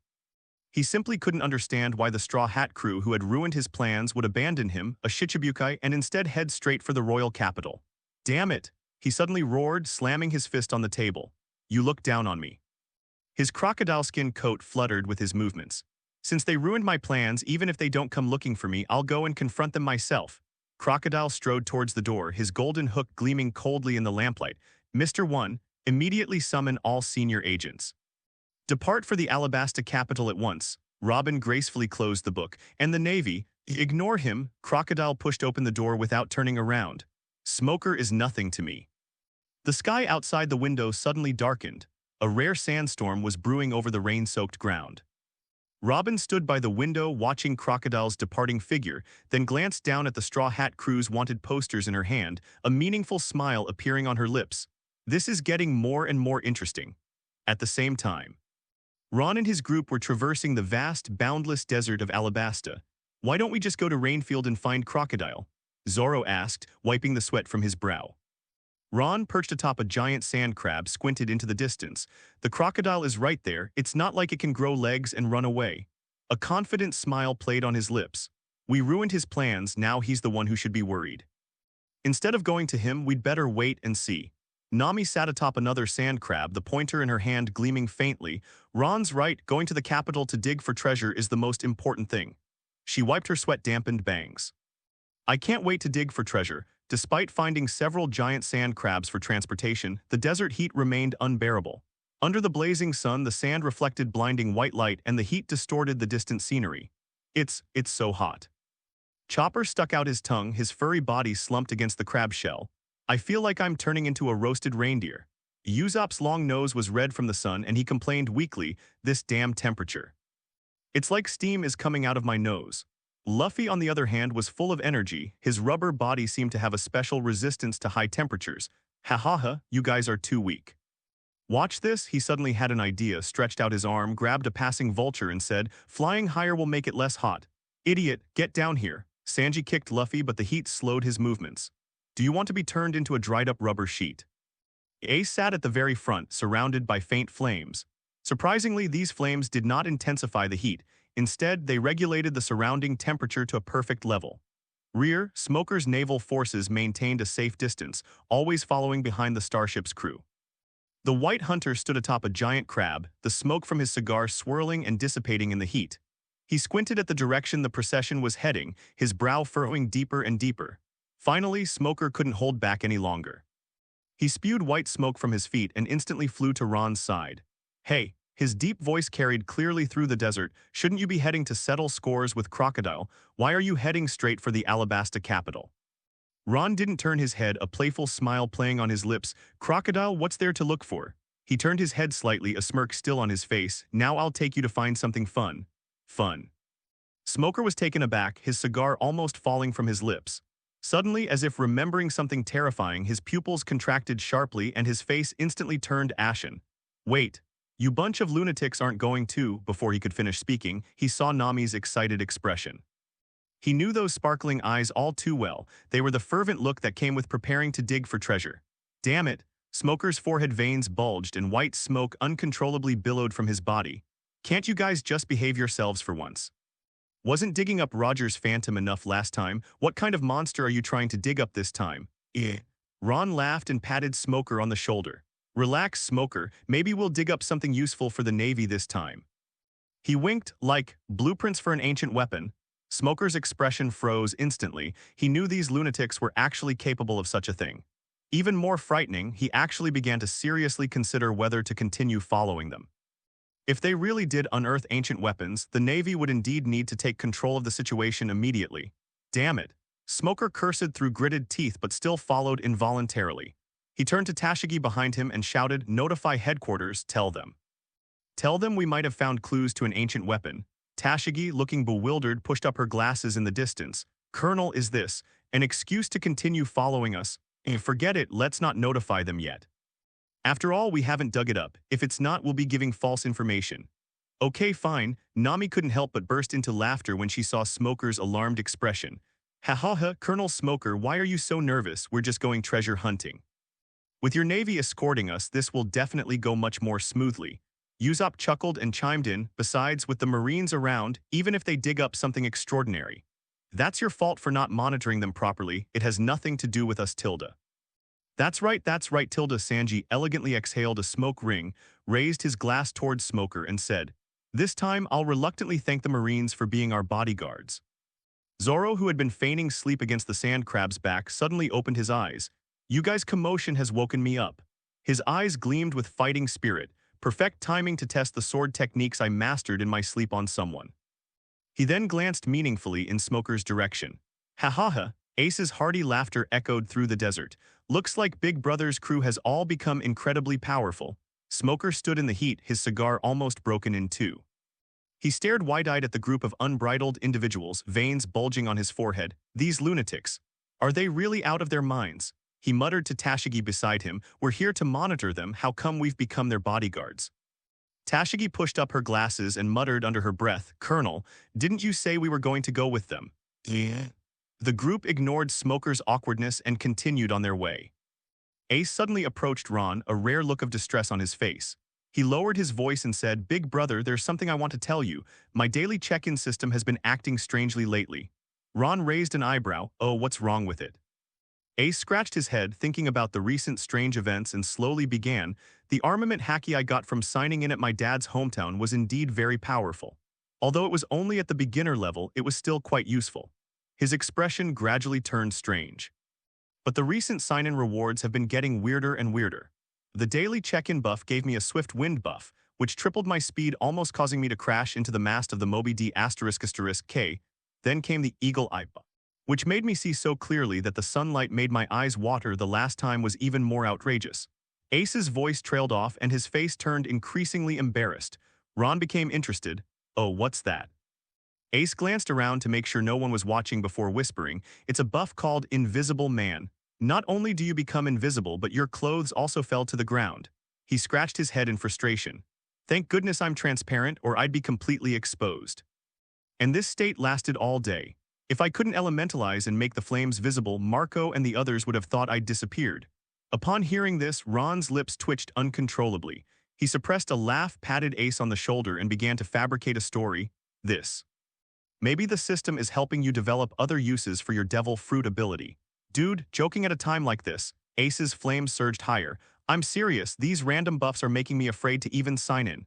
Don't worry, it'll be fine, Ron reassured her again. Those buffs don't last long. Luffy, who was walking ahead, suddenly turned around. Ace, what are you whispering about? He stretched out his rubber neck and curiously leaned closer. It's nothing. Ace hurriedly waved his hand. After Luffy's curiosity subsided, Ron stroked his chin thoughtfully and asked, Ace, can't you control these temporary buffs yourself? Ace helplessly spread his hands, flames dancing in his palms. That's the problem. These temporary buffs are completely beyond my control. He looked frustrated. Like that transparent state, it was so awkward, yet it lasted all day. Even Marco couldn't find me with the Phoenix Flame. Ron was about to ask something else when suddenly a golden figure pounced on him like a whirlwind. Ace-kun. Sanji's eyes had turned into exaggerated heart shapes, and he was clinging tightly to Ace's leg. Please, tell me what it feels like to become invisible. His voice trembled with excitement. Is it permissible to freely enter and exit the women's bathhouse and changing rooms?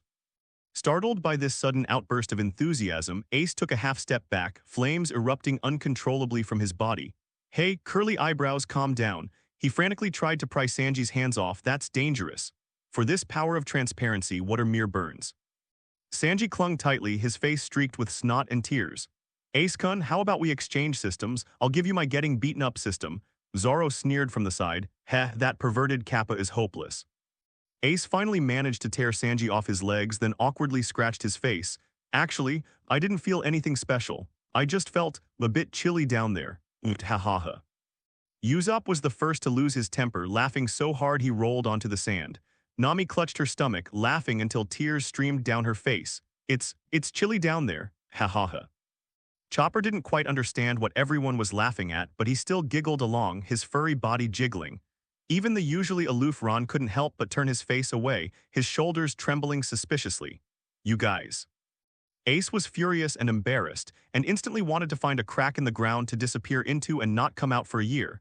Sanji was still lost in his fantasy, kneeling on the sand and muttering to himself. A chilly feeling. Is this the price of being transparent? But for the beautiful ladies, what is this price? Smoker watched the boisterous group of pirates from a distance, veins bulging on his forehead. Are these guys really here to cause trouble in Alabasta? He began to doubt whether he had followed the wrong people. Tashigi pushed up her glasses and muttered under her breath, Colonel, I think they're more here to have fun. After a long trek through the desert, Ron and his group finally arrived at the capital of Alabasta, and the sight before them stunned everyone. On the once arid and cracked land, rows of brand-new irrigation canals crisscross, and clear water flows continuously to irrigate the thirsty farmland. Huge metal drills stand in the center, emitting a deep rumble, constantly drawing water from deep underground. That's Vivi, Nami squinted, pointing to a busy blue figure in the distance. Vivi was standing on a high place, directing the people to adjust the course of the irrigation canal. She was wearing a white headscarf, and her originally gorgeous princess dress had been replaced with simple clothes that were easier to move in. Her face was covered with a little mud, but she was full of unprecedented vitality. Ron, everyone. Vivi spotted them and immediately rushed over, her long blue hair flowing behind her. Her face was filled with joy and her eyes glistened with excited tears. I can hardly believe it went so smoothly. Vivi clasped her hands to her chest, her voice trembling slightly with excitement. The root of Alabasta's problem is the lack of water. When I explained the truth to Koza, he chose to believe me.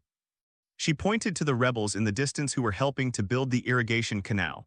After I promised to lead everyone to solve the water problem, the people trusted me even more. At this point, she brought up the system interface, where the number of faith points was steadily increasing. I used my faith points to redeem this desert irrigation system, and I didn't expect it to be so effective. Ron listened quietly to her. A look of reminiscence crossed Waiwei's eyes. At first, I was worried that people wouldn't believe me. After all, the conflicts that have accumulated over the years are too deep. Her voice gradually choked up. Suddenly, Vivi turned to Ron, grasped his hands tightly, and her eyes shone with an almost devout light. I owe it all to you, brother Ron. Without the system you gave me, without everyone's help. Her voice was soft yet firm. You are the savior of Alabasta. The admiration and gratitude in his eyes made Ron shake his head slightly. Don't say that. This is the result of your own hard work. People in the surrounding area noticed what was happening and gathered around. They are Princess Vivi's friends. They brought hope. Thank you for saving Alabasta. Cheers erupted and people spontaneously knelt in reverence. Smoker stood at a distance, watching this incredible scene, his cigar nearly falling from his lips. These pirates are actually saving a country, he muttered to himself, his worldview seemingly shaken. Among the naval soldiers lined up at the back, a young Marine couldn't help but mutter under his breath, "A nation's ruler actually publicly thanks pirates. What a terrible country." Before he could finish speaking, a sharp gaze pierced him like a knife.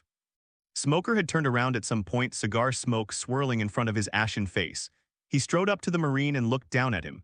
"You be asterisk asterisk asterisk D." Smoker's voice was low, yet filled with chilling anger. "If you're going to talk, then talk more. Are you asking for trouble?" He grabbed the Marine by the collar, almost lifting him up, and said, "What good is all this nonsense if it only angers them and gets you beaten up?" The Marine's legs went weak with fear and his face turned deathly pale. "I'm so sorry, Colonel. I'll never do it again."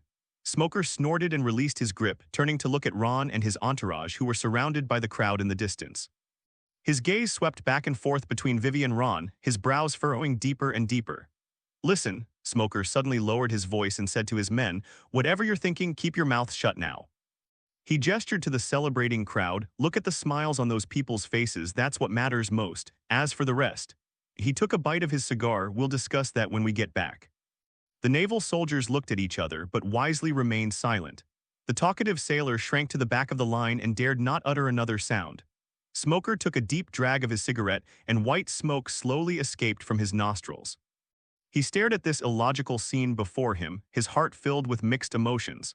As a naval officer, he should have arrested these pirates, but as a soldier, he couldn't deny that these villains had indeed saved a country. Damn it. He cursed under his breath, unsure whether he was cursing the absurd reality or his own wavering stance. At this time, Usopp puffed out his chest triumphantly, his long nose held high. "Ha ha ha, as expected of our captain, Crocodile's plot is completely ruined now." He put his hands on his hips, shaking his head dramatically. "That guy must be furious right now, he's probably going to come and kill himself." Bang. Before he could finish speaking, Nami slammed a powerful punch into Usopp's head. "You jinx, can't you say something auspicious?" But the next second, a chilling laugh came from behind them. "Heh, long-nosed kid guessed right." Everyone turned around sharply, and Crocodile's figure slowly emerged from the swirling yellow sand. He wore his signature crocodile skin coat, his golden hooks gleaming coldly in the sunlight, and the scars on his face were twisted with rage. "I've come to take your lives," he gritted his teeth. "Dare to ruin my meticulously planned scheme of many years. You'll regret being born." Smoker instantly materialized into white smoke and stood in his way. "Crocodile, your crime of attempting to subvert the Union is unforgivable." "Crimes? Where's the evidence?" Crocodile curled his lip in a mocking smile. "Step aside if you have no evidence, White Hunter." Smoker was speechless for a moment, his face turning grim. Vivi cried out anxiously, "The evidence is on Whiskey Peak. We didn't have time to take it with us when we escaped." "Ha ha ha." Crocodile laughed loudly, sand and dust forming a small tornado around him. "Now I'm a powerful Shichibukai, it's perfectly reasonable for me to wipe out a few pirates." He glanced at Smoker with disdain. "If you Marines don't want to get caught in the crossfire, you'd better stand aside and wait to clean up the battlefield." The atmosphere instantly became tense. Smoker's expression shifted between anger and uncertainty. Finally, he gritted his teeth and ordered, "All Marines retreat but remain on high alert." He stared intently at Crocodile. "If you dare harm civilians." Snort. A cold snort pierced the tense atmosphere. Usopp, carrying his black bag, strode out. "Ha Maya asterisk asterisk. So noisy, daring to be so arrogant in front of me, the king of snipers. Usopp, you're truly fearless." Crocodile's golden hook flashed with a cold light and a mocking smile curled at the corner of his mouth. "Oh. So you're the king of showing off, huh?" He waved his hand dismissively. "Get lost, I have no interest in listening to your arrogance." What? Usopp was struck dumb, his long nose stiffening in shock. Holy crap. When were we exposed? He looked around frantically, only to find that his companions all had expressions that said, "We already knew." Luffy stepped forward, his right arm instantly enveloped in jet-black armament. "Haki, Crocodile, I'm going to knock you away." "Interesting." A cruel glint flashed in Crocodile's eyes. "Then I'll take care of you first, you brat, then fire fist ace, and after that, you trash." His golden hook pointed at Ron. "Let your brother taste the bitterness of brothers dying one by one." Ron shrugged nonchalantly. "Whatever, go ahead." Smoker, a cigar dangling from his lips, white smoke swirling around him, muttered with a low chuckle, "This idiot. He thought these guys were just ordinary rookie pirates." His gaze then swept over Luffy, Ace, and Zoro, who were poised to attack. That's when things get interesting. Crocodile completely ignored the crowd's reactions, grinning maliciously as he raised his golden hook. Sandstorm. A massive sand blade hurtled through the air, but Luffy remained completely still, his jet-black fist meeting the sand blade head-on. Rubber, rubber, armed rocket launcher. Boom, the sand blade was no match for armament Haki and crumbled instantly. Crocodile's pupils constricted sharply, armament Haki. Hee hee, Luffy grinned, there's something even more powerful. Crocodile's expression finally changed. Was he using armament Haki? How am I supposed to fight this? My version isn't updated yet. Crocodile's face was terribly grim and the veins on his forehead bulged. He stared intently at the group of people in front of him, especially that brat wearing a straw hat, who could use armament Haki so skillfully. HMPH, a mere newbie. He gritted his teeth, his golden hook gleaming coldly in the sunlight. Don't think you can be arrogant in front of me just because you know a little armament Haki. Though shocked, Crocodile's pride as a Shichibukai wouldn't allow him to back down. With a sudden wave of his hand, the raging sandstorm instantly coalesced into a massive sandstorm. Desert Diamond Blade. A barrage of sand blades swept in, but Luffy remained unfazed, meeting them head-on with his jet-black fist. Gum gum, machine gun, bang bang bang. Countless fist shadows imbued with armament Haki collided with the sand blades, unleashing a deafening roar. As the dust settled, several bloody marks appeared on Luffy's arm, but his eyes remained even more resolute. You've got some skills. Crocodile sneered, then suddenly appeared behind Luffy in an elemental form, but you're too green. His golden hook pierced straight for Luffy's back. Luffy, watch out, Usopp exclaimed. At the critical moment, Luffy's body twisted uncanny, narrowly avoiding a fatal blow. He countered with a spinning kick covered in armament Haki. Gum gum, armor whip, bang. Crocodile was kicked hard and slid dozens of meters across the sand before regaining his footing. He wiped the blood from the corner of his mouth, a hint of surprise flashing in his eyes. This kid. His combat instincts are so strong, the battle is getting increasingly fierce. Crocodile constantly changed tactics, sometimes transforming into a sandstorm for long-range attacks, sometimes engaging in close-quarters combat. His rich combat experience caused Luffy a lot of trouble and he quickly became covered in wounds. Useless. Crocodile grinned maliciously, a strange purple layer suddenly covering his golden hook. Poison hook. Luffy narrowly dodged, but his clothes were still torn, immediately turning an unnatural purple followed by a sizzling sound as they vaporized. Luffy, Chopper shouted anxiously from afar. I'm fine. Luffy gritted his teeth and tore off his sleeve, revealing his skin that had returned to normal. Antitoxicity is also part of the special training.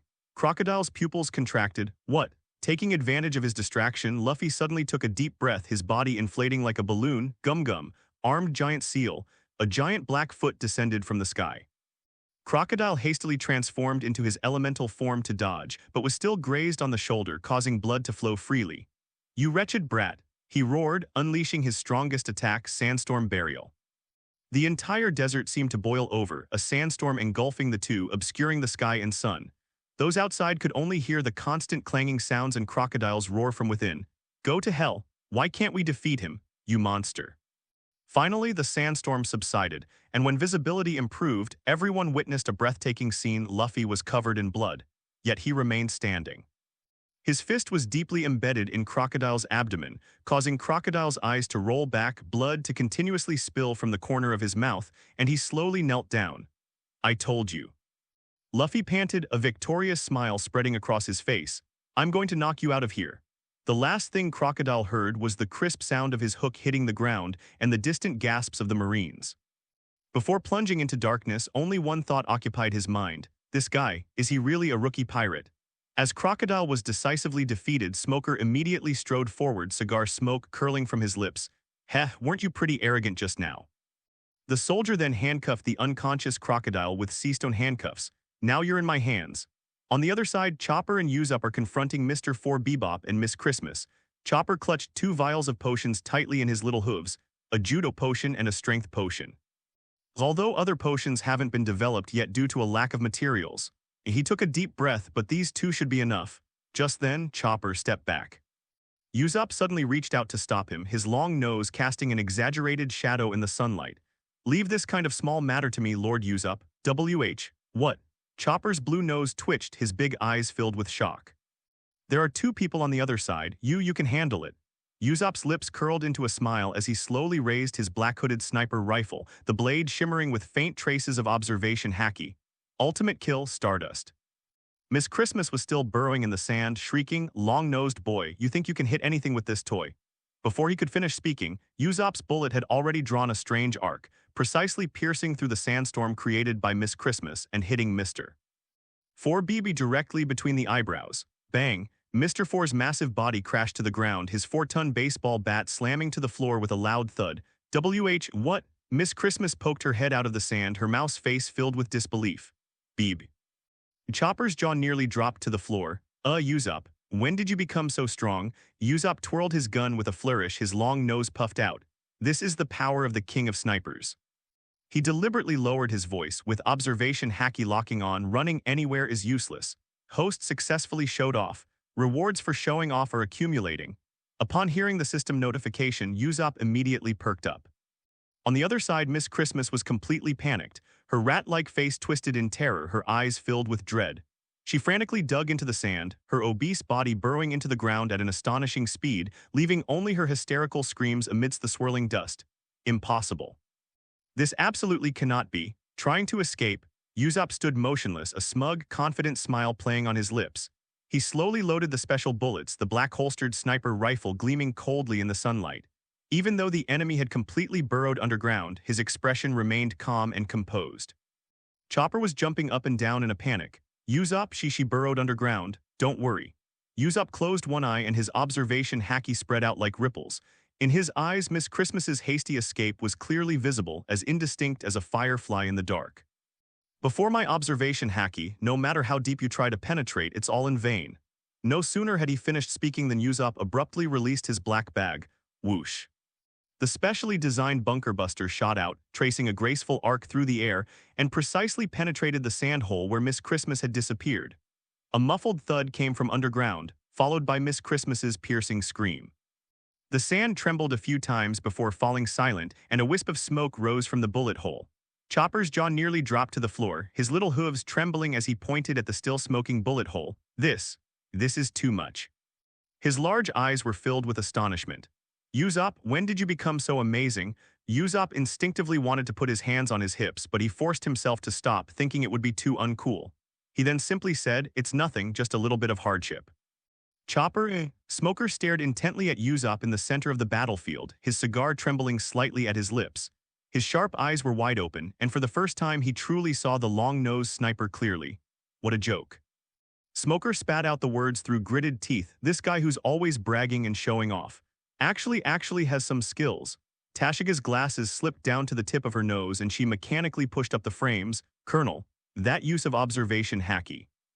Even elite snipers from Marine headquarters might not be able to achieve that level.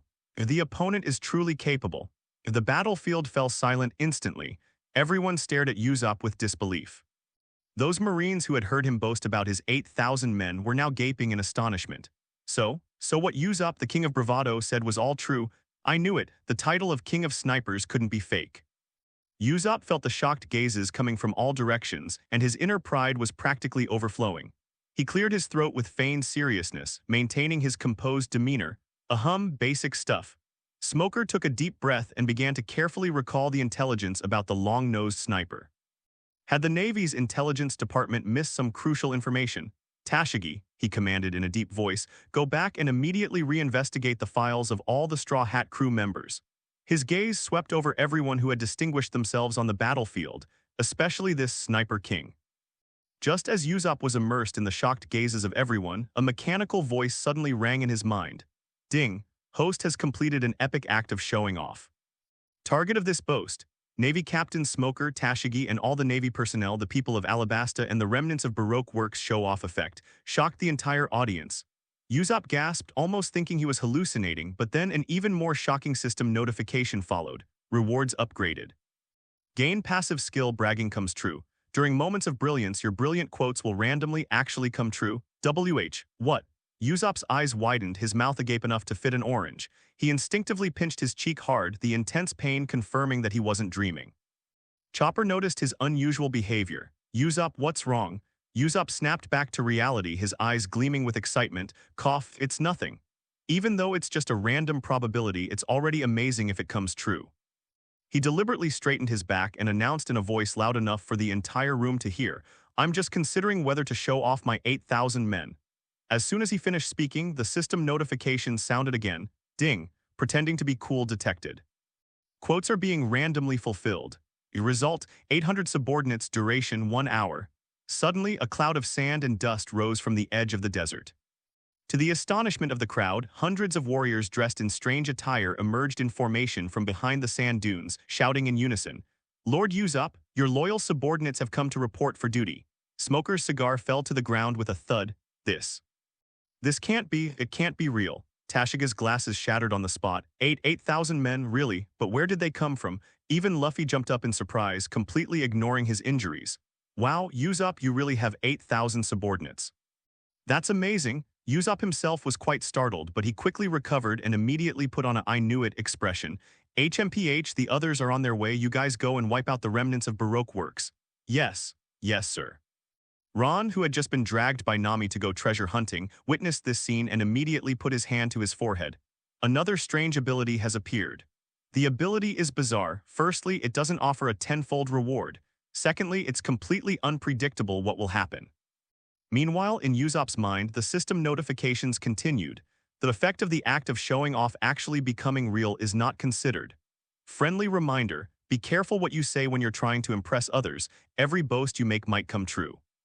Usopp swallowed hard, suddenly realizing that he had gained a power that was both powerful and dangerous.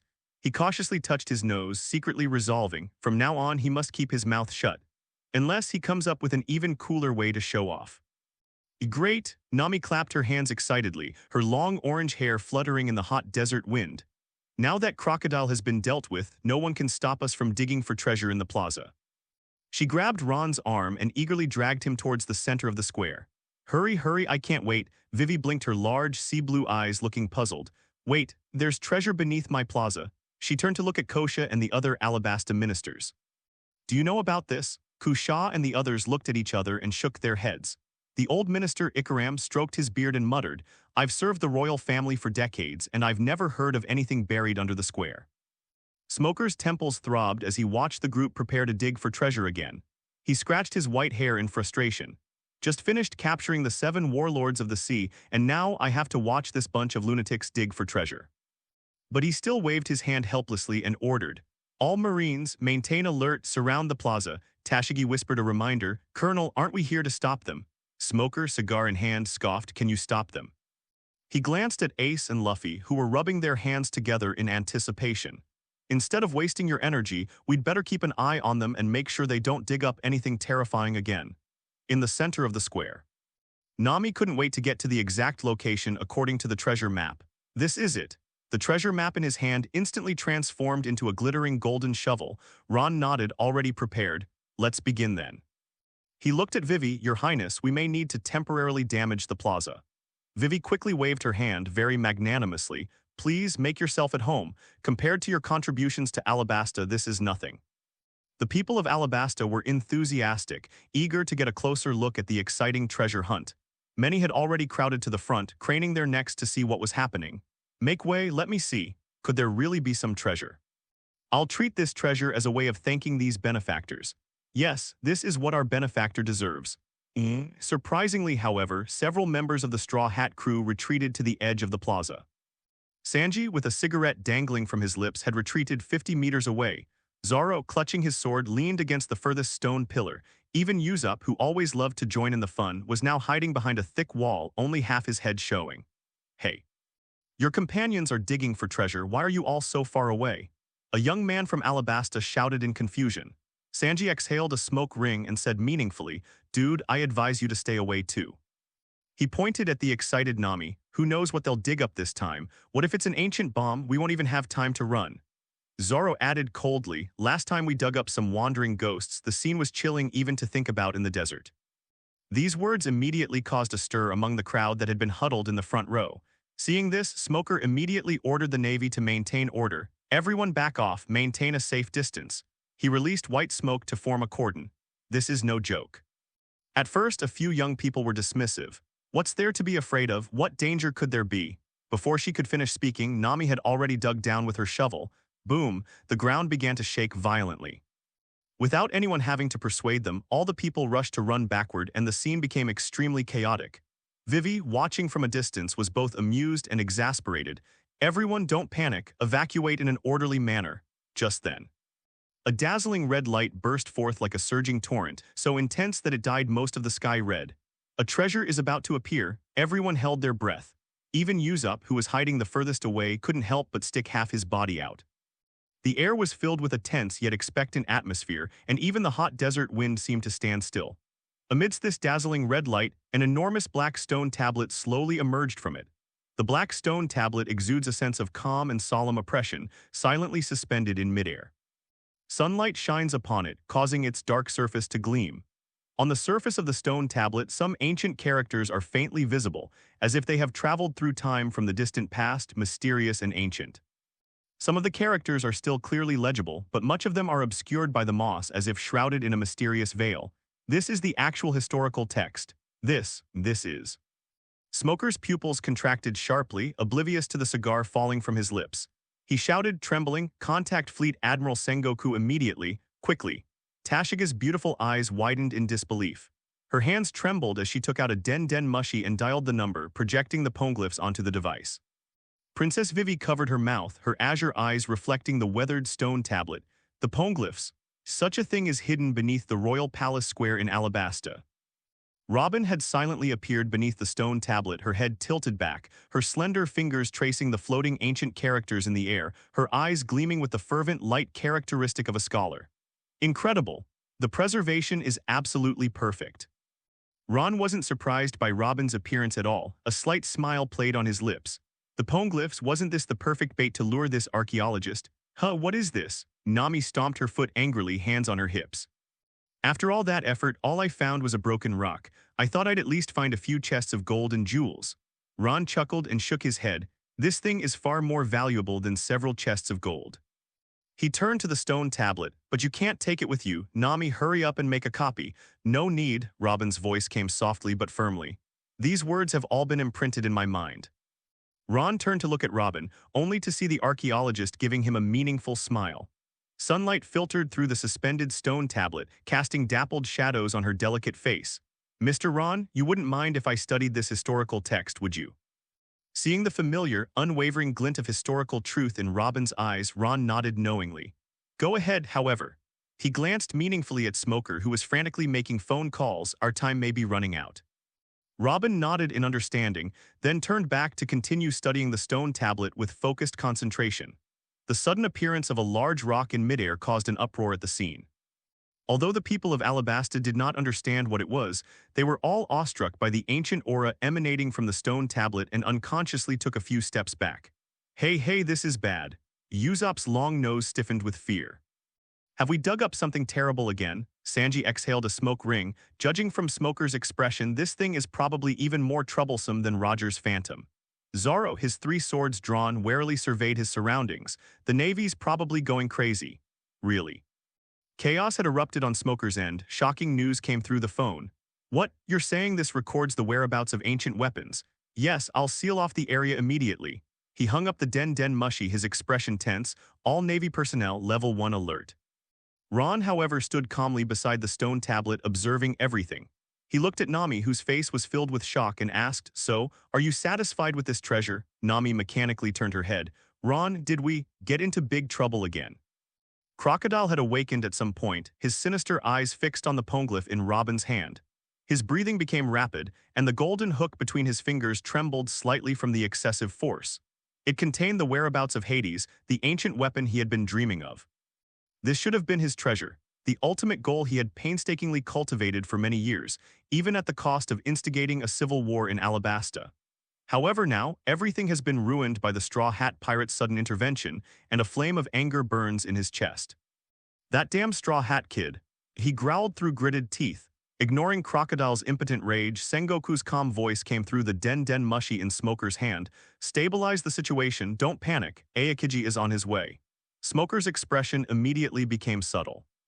His grip on the den mushi tightened slightly, and he thought to himself, there's no use in me being anxious.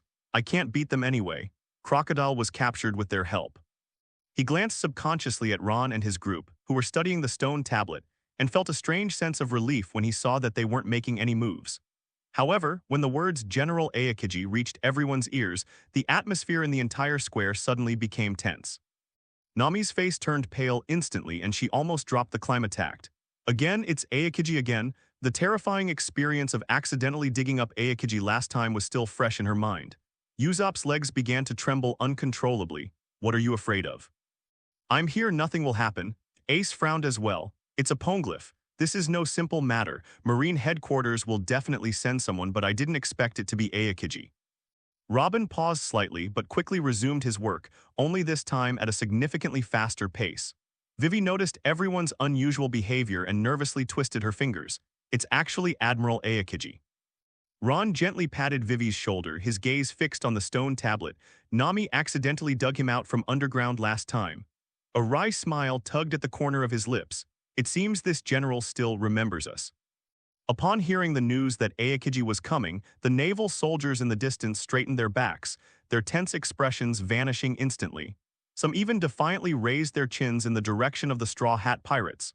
Just then, Nami suddenly frowned, looking at the persistent red light with a puzzled expression. Strange, why is this red light lasting so long? Ron also noticed the anomaly, squinting as he stared at the increasingly intense light. Something's wrong. Before the words were even finished, a chilling scene unfolded. Bang, bang, bang.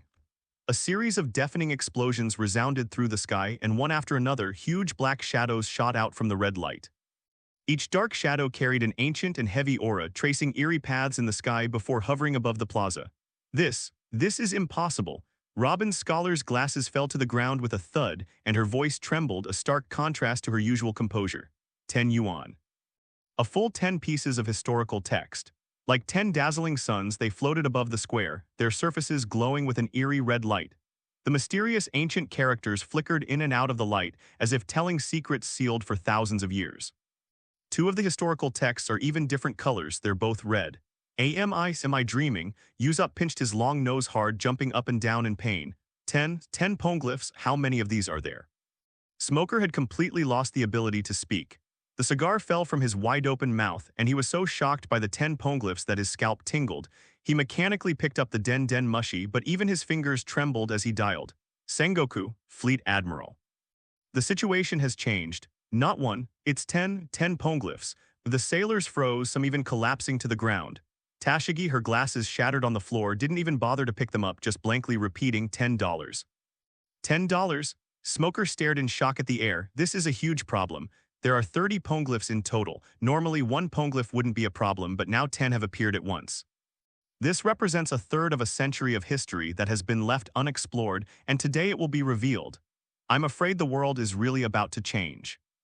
Although Vivi and the people of Alabasta didn't fully understand what this meant, they were speechless at the shocking scene. The entire capital seemed to have been muted, with only the poneglyphs silently floating in midair. Ron took a deep breath, a complex look flashing in his eyes. This has really gotten out of hand. In the distance, Aokiji, who was rushing over, suddenly stopped his bicycle. Hearing the information coming through the Den Mushi, his lazy expression turned serious for the first time. Hey, this is really serious. At this time, Ron snapped out of his daze, turned to Robin, who was still in shock, and hurriedly called out, Robin, stop spacing out, quickly write all this down. Something big is about to happen here. Robin snapped out of her daze, immediately regained her composure, and quickly focused her attention back on the text, scanning each piece of historical inscription. The obscure and difficult ancient characters flowed into her mind like a stream, leaving an imprint on her memory. The third piece on the left. The fifth piece on the right rear. Robin muttered to herself, using her devil fruit power to stack her arms, and an eye even grew from her palm. Her hand quickly swept over each piece of text. Crocodile, handcuffed with sea stone, sat slumped on the ground, his bloodshot eyes wide as he stared in disbelief at the shocking scene. $10.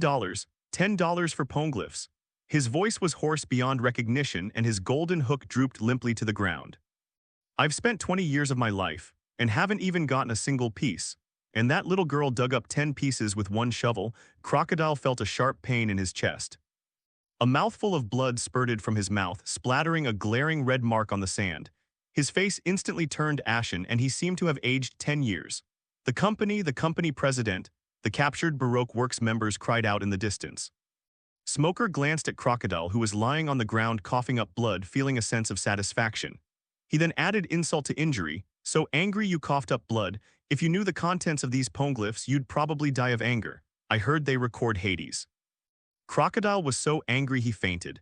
It was infuriating. Smoker then looked at the 10 poneglyphs in midair again, his face grim. He sighed and shakily dialed Sengoku's number once more. The moment the call connected, he tried to remain calm and said, Marshal 10.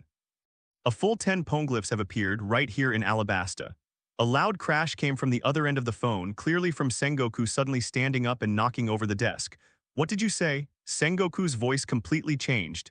10 poneglyphs. Smoker, this is no joke. At the same time, in the conference room at the Navy headquarters, Garp, who was eating senbei rice crackers, suddenly froze and crumbs fell from his wide-open mouth. 10 pieces. The naval hero stammered for the first time ever, I've lived most of my life and I've never even seen 2 pieces together before. Staff Officer He's teacup slammed to the ground with a clatter, splashing hot tea onto her trousers without her noticing. Impossible. She shook her head in disbelief. It must be a fake, or an illusion created by some kind of demonic power. Just then, Tashiga's video Den Den Mushi transmitted a live feed showing the 10 towering poneglyphs suspended in midair. In particular, when 2 special red historical texts appeared on the screen, the entire office fell silent. Hiss, Zhang Guo gasped, cold sweat instantly beating on his forehead. He stared intently at the 2 red poneglyphs, his voice terribly hoarse. Red road sign poneglyphs. Garp's fist clenched involuntarily, his knuckles cracking. This is really going to be a big deal. The staff officer He's expression was more grave than ever before. She slowly stood up. Activate the highest alert immediately, should we inform the higher-ups. In the footage, 10 poneglyphs float silently in the sky above Alabasta. Even without any movement, they are still breathtaking. Sengoku slammed his fist on the table, making the Den Den Mushi jump. Smoker, take control of the scene at all costs. How long until Aokiji arrives? It will take at least half a day. Smoker's voice was tense. Marshal, if the enemy attacks, we might not be able to hold out until then. Sengoku's face instantly turned ashen.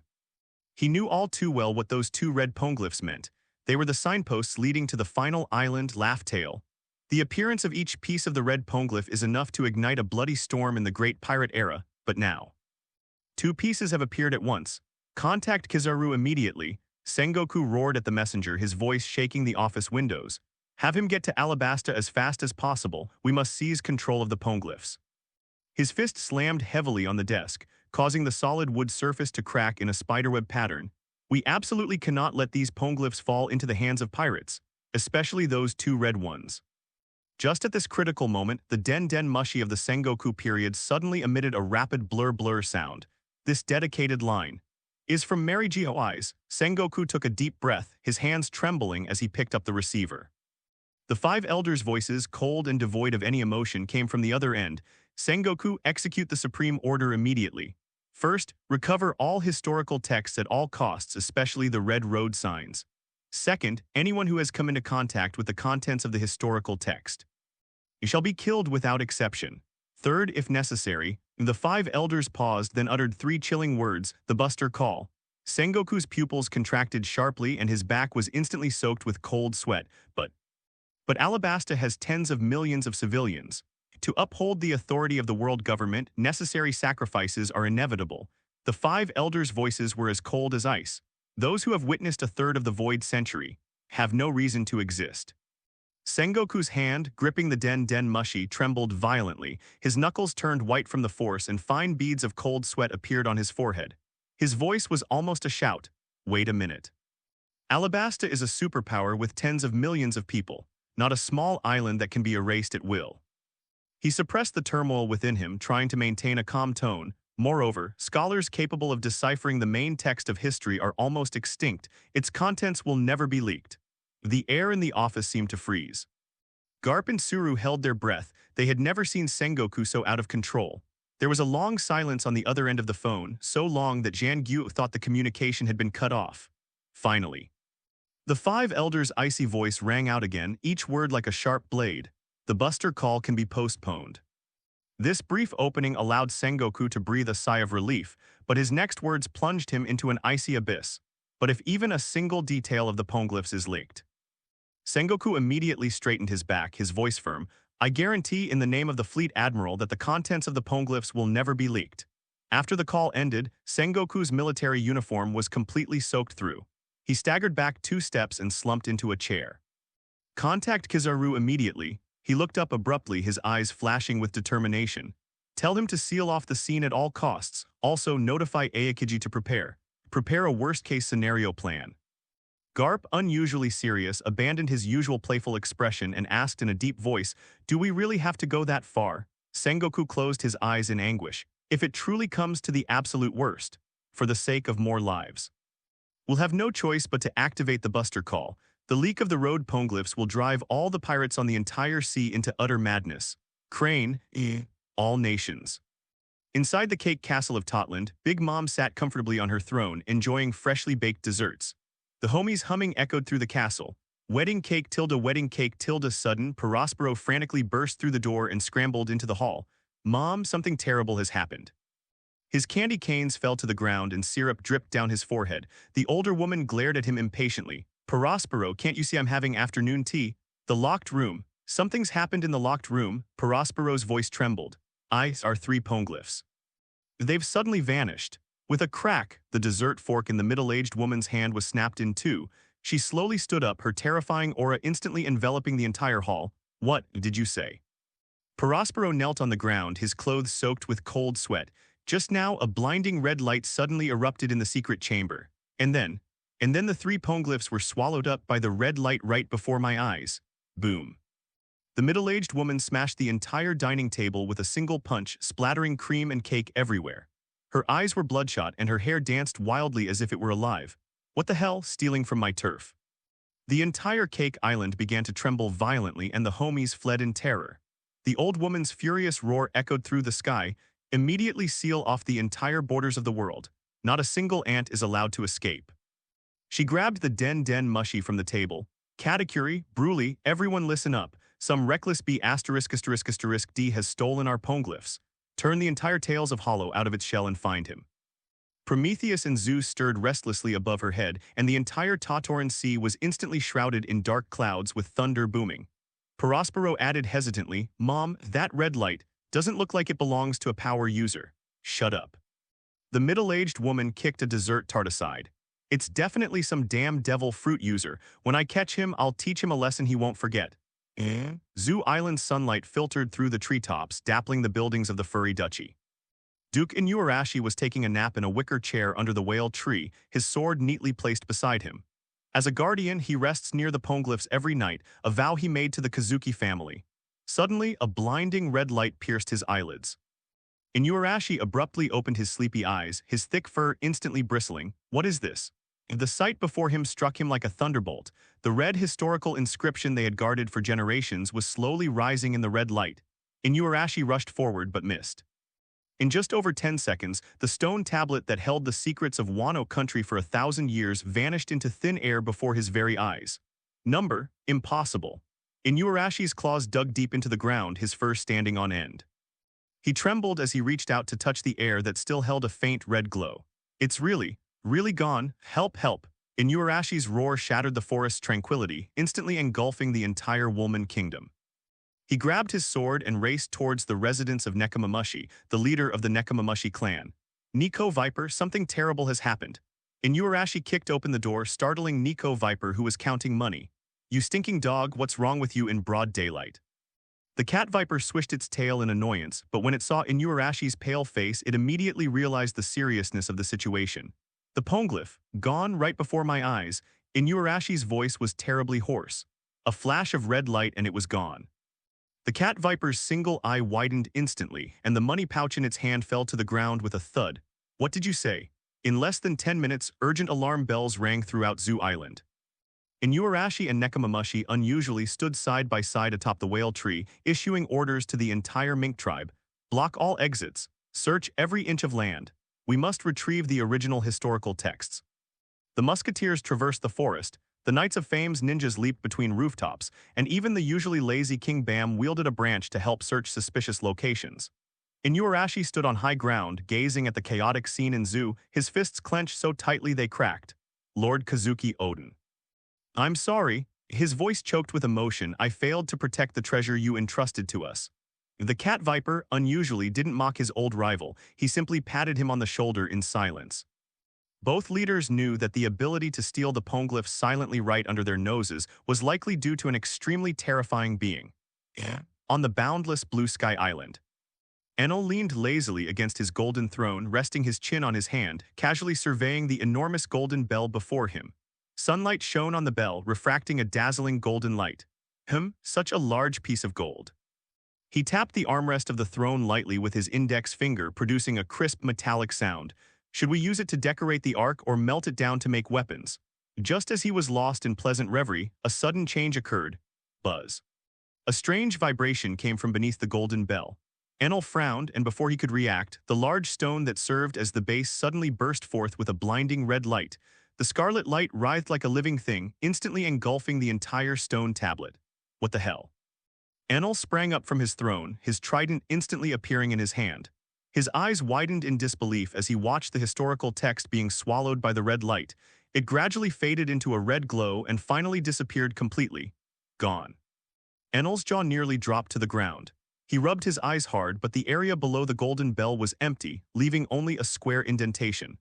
Mind network. He immediately activated his observation haki, and electromagnetic waves instantly spread across the entire sky island centered on him. However, the feedback shocked him even more. There were no abnormal energy fluctuations, no trace of an intruder. The stone seemed to have evaporated into thin air. That's impossible. Enel's forehead veins bulged and lightning crackled uncontrollably around his body. He stared intently at the golden bell, suddenly feeling a chill run down his spine. If even such a large stone can vanish inexplicably. Then my ark. Thinking of this, he immediately abandoned the idea of touching the gold in the golden bell. Just kidding, what if his ark disappears one day too? How will he get to the infinite land then? Guards, Enel roared, his voice shaking the clouds. Turn the sky island upside down. Some blind bee *****D must have stolen my stone. The soldiers hurriedly assembled and began a thorough search. Enel floated in midair, his face grim, lightning crackling at his fingertips. Don't let me catch that thief, or he'll taste the power of lightning. 10 historical texts floated horizontally above the center of the square. Robin's fingertips flew across the ancient characters, fine beads of sweat forming on her forehead. Her eyes gleamed with an almost obsessive focus, but time was clearly running out. Mr. Ron, Robin suddenly looked up, her usually composed voice trembling slightly. Could you buy me some time? Her fingers gripped the hem of her dress tightly. These poneglyphs are the ideal I've pursued my whole life. Ron looked down at the usually elegant and composed archaeologist's uncharacteristic lapse in composure, feigning a slight frown. Delaying time isn't difficult. He glanced at the naval forces gathering in the distance. But that's the Marine headquarters, and an admiral is coming later. It's not worth going into direct conflict with the world government for a few rocks. Ron was clearly faking it, his purpose was self-evident. Robin's breathing quickened. She suddenly released her grip, took a step back, and spoke in full view of everyone. Please let me join you. She raised her head, her eyes filled with an unprecedented determination. I can decipher historical texts, speak multiple languages, and am familiar with ruins around the world. I want to be your partner. Nami covered her mouth in surprise. Wow, that's way too direct. Luffy, however, grinned broadly. Great, welcome to the crew, we're just about needing an archaeologist. Sanji and Zoro exchanged a glance, and both of them simultaneously curled the corners of their mouths into a smile. As the earliest veterans who followed Ron, they understood this feeling of chemistry all too well. Just like when Ron invited them, it was the aura of destined partners. Sanji gave a graceful bow. I wholeheartedly approve of this beautiful lady joining us. Zoro, holding his sword, nodded slightly. A comrade approved by the captain, no doubt about it. Looking into Robin's eager eyes and glancing at her expectant gaze, Ron suddenly chuckled. Since everyone agrees, welcome to the Star Pirates, our archaeologist lady. He then reached out and helped Robin up. A dazzling light instantly shone in Robin's eyes. She quickly stood up and wiped away the tears from the corners of her eyes. Thank you everyone. Before she finished speaking, her hands were already crossed in front of her chest, 100 flowers in full bloom. Dozens of arms grew from the ground, simultaneously recording rapidly on different historical texts. Robin herself stood in front of the red poneglyph at the very center, her eyes scanning each character like a scanner. Give me 30 minutes. No, 20 minutes will be enough. Her voice trembled slightly with focus. This content is astonishing. Sure, feel free to interpret it, don't worry about the rest. Hearing Ron's words of comfort, Robin breathed a sigh of relief and then focused all her attention on deciphering the poneglyphs. Subsequently, Ron glanced around and noticed that the people of Alabasta were still gathered around the square, unwilling to leave. He frowned slightly. He turned to Waiwei, his tone serious. Waiwei, get everyone evacuated as soon as possible. A battle is about to break out here, it's too dangerous. Vivi bit her lip, looking troubled at the farmers eagerly waiting in the distance. But everyone is waiting to irrigate their fields. She pointed to the irrigation ditches that were only half dug. The project is only halfway done, it will take at least several more hours. Ron sighed, then suddenly gave a mysterious smile. I was planning to surprise you after everything was over. He shook his head, but it looks like I'll have to do it earlier. What surprise? Vivi blinked her big blue eyes in confusion. Ron casually clicked twice on the system panel, and the next moment the sky darkened. Boom. Amidst a deafening roar, a colossal creature descended from the sky. A colossal desert irrigation drill bit, 20 meters in diameter, crashed heavily onto the desert, kicking up clouds of dust. This supersized device is more than 10 times larger than the one Vivi used before, with its surface covered in futuristic armor plates and various indicator lights flashing blue. This is... Weiwei's beautiful eyes widened, she was dumbfounded. A super irrigation system, a behemoth-sized desert irrigation drill. Ron introduced casually while pressing the start button. Buzz, the giant drill bit spun at an astonishing speed, causing the entire earth to tremble. With overwhelming force, the drill bit plunged straight into the ground, drilling a tunnel hundreds of meters deep in just a few seconds. Then, a shocking scene unfolded. Boom. Like an underground dam bursting, a huge column of water shot into the sky, forming a spectacular water curtain hundreds of meters in the air. The clear groundwater gushed out like a wild horse, spreading instantly across the desert. Back off. Ron grabbed Vivi and jumped backward. The water flowed at an astonishing speed, and in the blink of an eye it formed a huge lake with a diameter of 100 meters. The water shimmered in the sunlight, and the surrounding sand became wet at a visible rate. The people of Alabasta were stunned. Some even knelt down, trembling as they cupped the clear lake water in their hands. Water. It really is water. This is amazing, Kosa exclaimed excitedly. It's enough to irrigate all the farmland in the entire capital. Vivi's eyes instantly welled up with tears.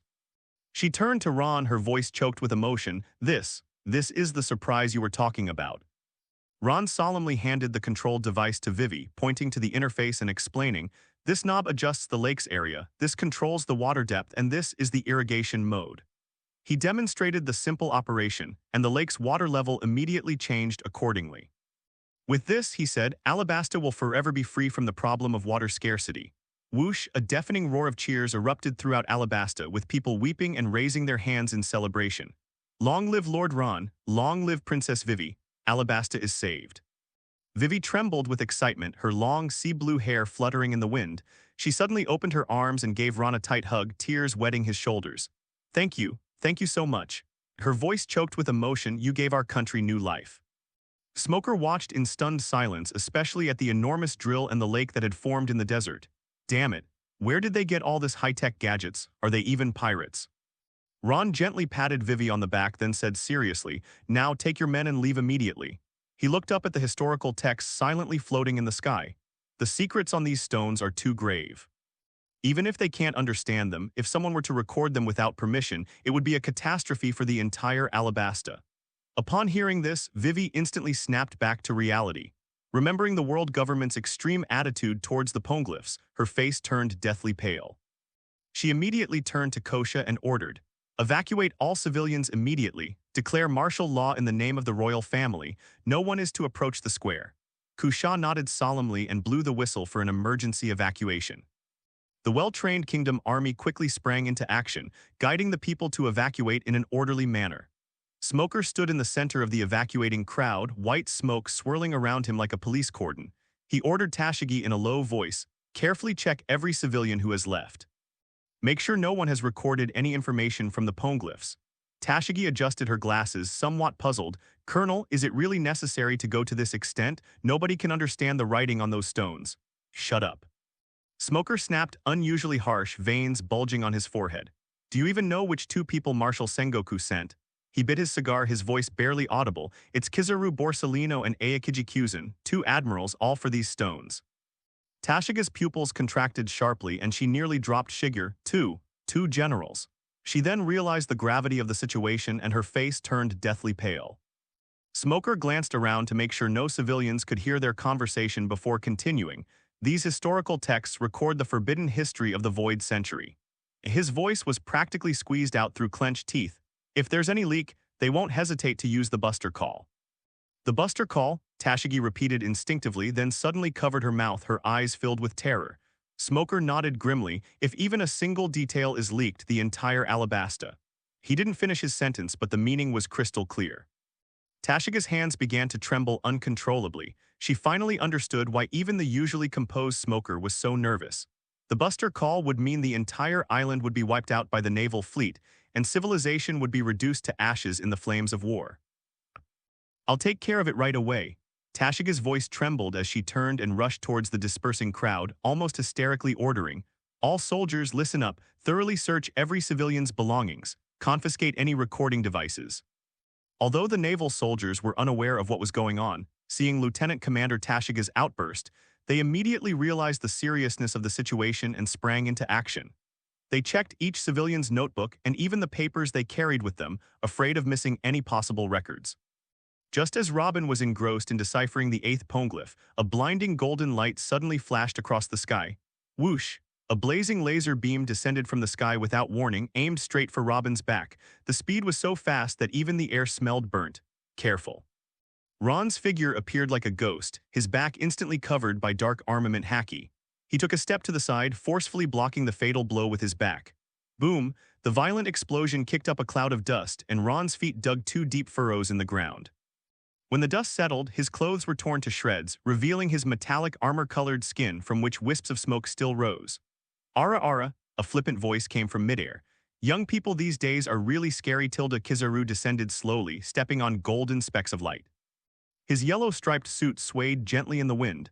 He adjusted his sunglasses, his gaze sweeping over Crocodile, who was bound by seastone handcuffs, his eyebrows slightly raised. "Oh my gosh, isn't this our Shichibukai?" Smoker immediately stepped forward to report.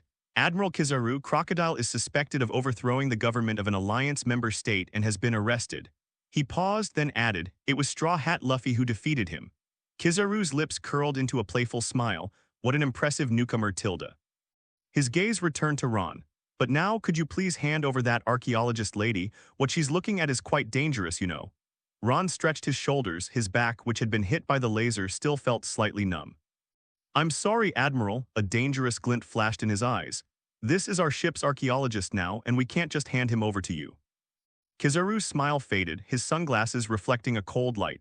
"I see, Tilda." His body began to transform into specks of golden light. "Then we'll just have to enforce it, Tilda." Just as Kizaru was about to make his move, a system notification suddenly sounded in Luffy's mind. Ding. God-level choice system triggered. Option 1, the opponent is a general. If you can't defeat them, retreat immediately. Reward 1 invisibility potion. Option 2, surrender by raising the white flag. Willingly accepting sea stone handcuffs from the Admiral for the sake of your comrades. Rewarded with advanced armament haki. Option 3, fight to the end until Aokiji appears. Reward, ultimate skill life return, converts 100% of food energy into stamina with no side effects. Without a second thought, Luffy slammed his rubber fist into his palm. "I choose 3, fight." His eyes blazed with fighting spirit. "I'm going to be the Pirate King. How can I run away from here?" "Hey, Admiral Kizaru." Luffy suddenly craned his neck and shouted at Kizaru in midair. "I'm the man who will become the Pirate King, Monkey D. Luffy." The roar echoed throughout the entire square, and even Robin, who was deciphering the poneglyphs, couldn't help but look up. Kizaru's lips twitched involuntarily twice. "Ara ara," he adjusted his sunglasses, recalling the freedom fighter Xing had mentioned before. Is this the kid Xing was talking about? He doesn't seem to be very bright. Before he could finish speaking, Kizaru's figure suddenly vanished in a flash of golden light. The next second he appeared behind Luffy, his long golden legs raised high. "Kid, have you ever been kicked at the speed of light?" Bang! Luffy had no time to react. He was kicked away like a cannonball, crashing through 3 thick walls before finally coming to a stop. "Luffy." Chopper shouted in alarm, about to rush over to treat him, but was stopped by a rubber arm that emerged from the smoke and dust. "I'm fine." Luffy crawled out of the rubble, blood trickling from his mouth but his smile undiminished. "This is nothing compared to what's to come." Kizaru raised an eyebrow. "Oh, Tilda, you're quite resilient, Tilda." A dazzling golden light condensed at his fingertips. "How about this move, Tilda Yasukani no Magatama, Tilda?" Countless energy blasts rained down like a storm. Luffy dodged desperately but was still blasted and wounded all over. But every time he fell, he gritted his teeth and got up, his fighting spirit growing stronger. Rubber, rocket launcher.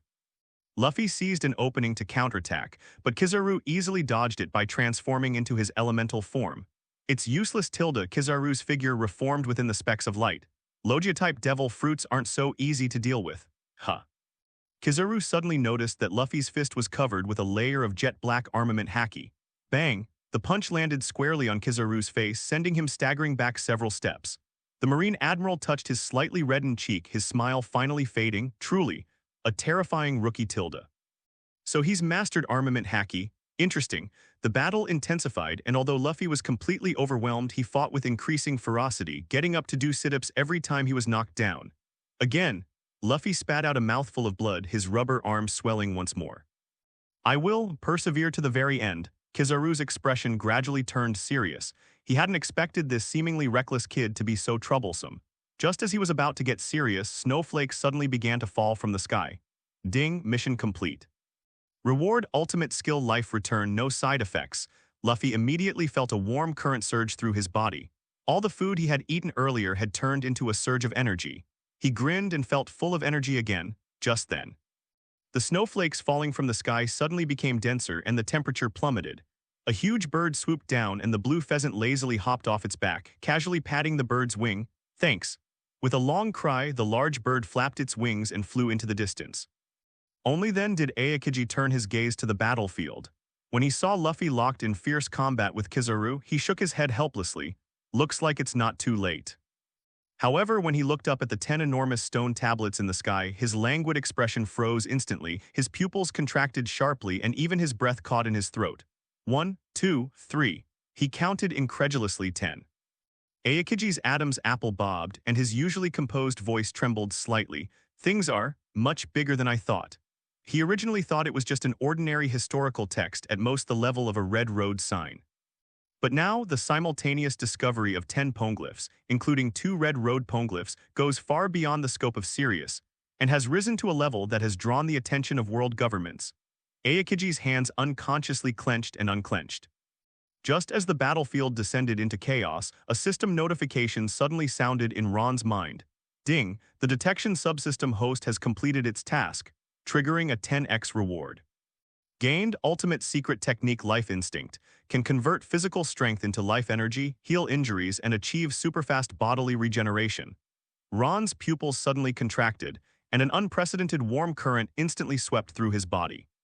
He clearly felt as if a brand new energy circulation system had appeared in his body. As long as he had a thought, his physical strength would be transformed into surging life force, flowing like a tide to his limbs and bones. This ability. Ron was secretly shocked. He tried to cut a wound on his arm, and the wound healed at a speed visible to the naked eye, returning to normal in the blink of an eye, with only a negligible amount of energy consumed. His heart was racing uncontrollably. This was simply an incredible, godlike skill. According to the understanding instilled by the system, even fatal injuries such as limb reattachment or internal organ damage can be recovered instantly as long as there is enough physical strength. This means that in battle he is practically immortal. Ron was overwhelmed with excitement. This unexpected surprise had completely shifted the balance of the battle. The instinct of life is to constantly evolve and surpass itself. At this moment, this instinct was boiling within him.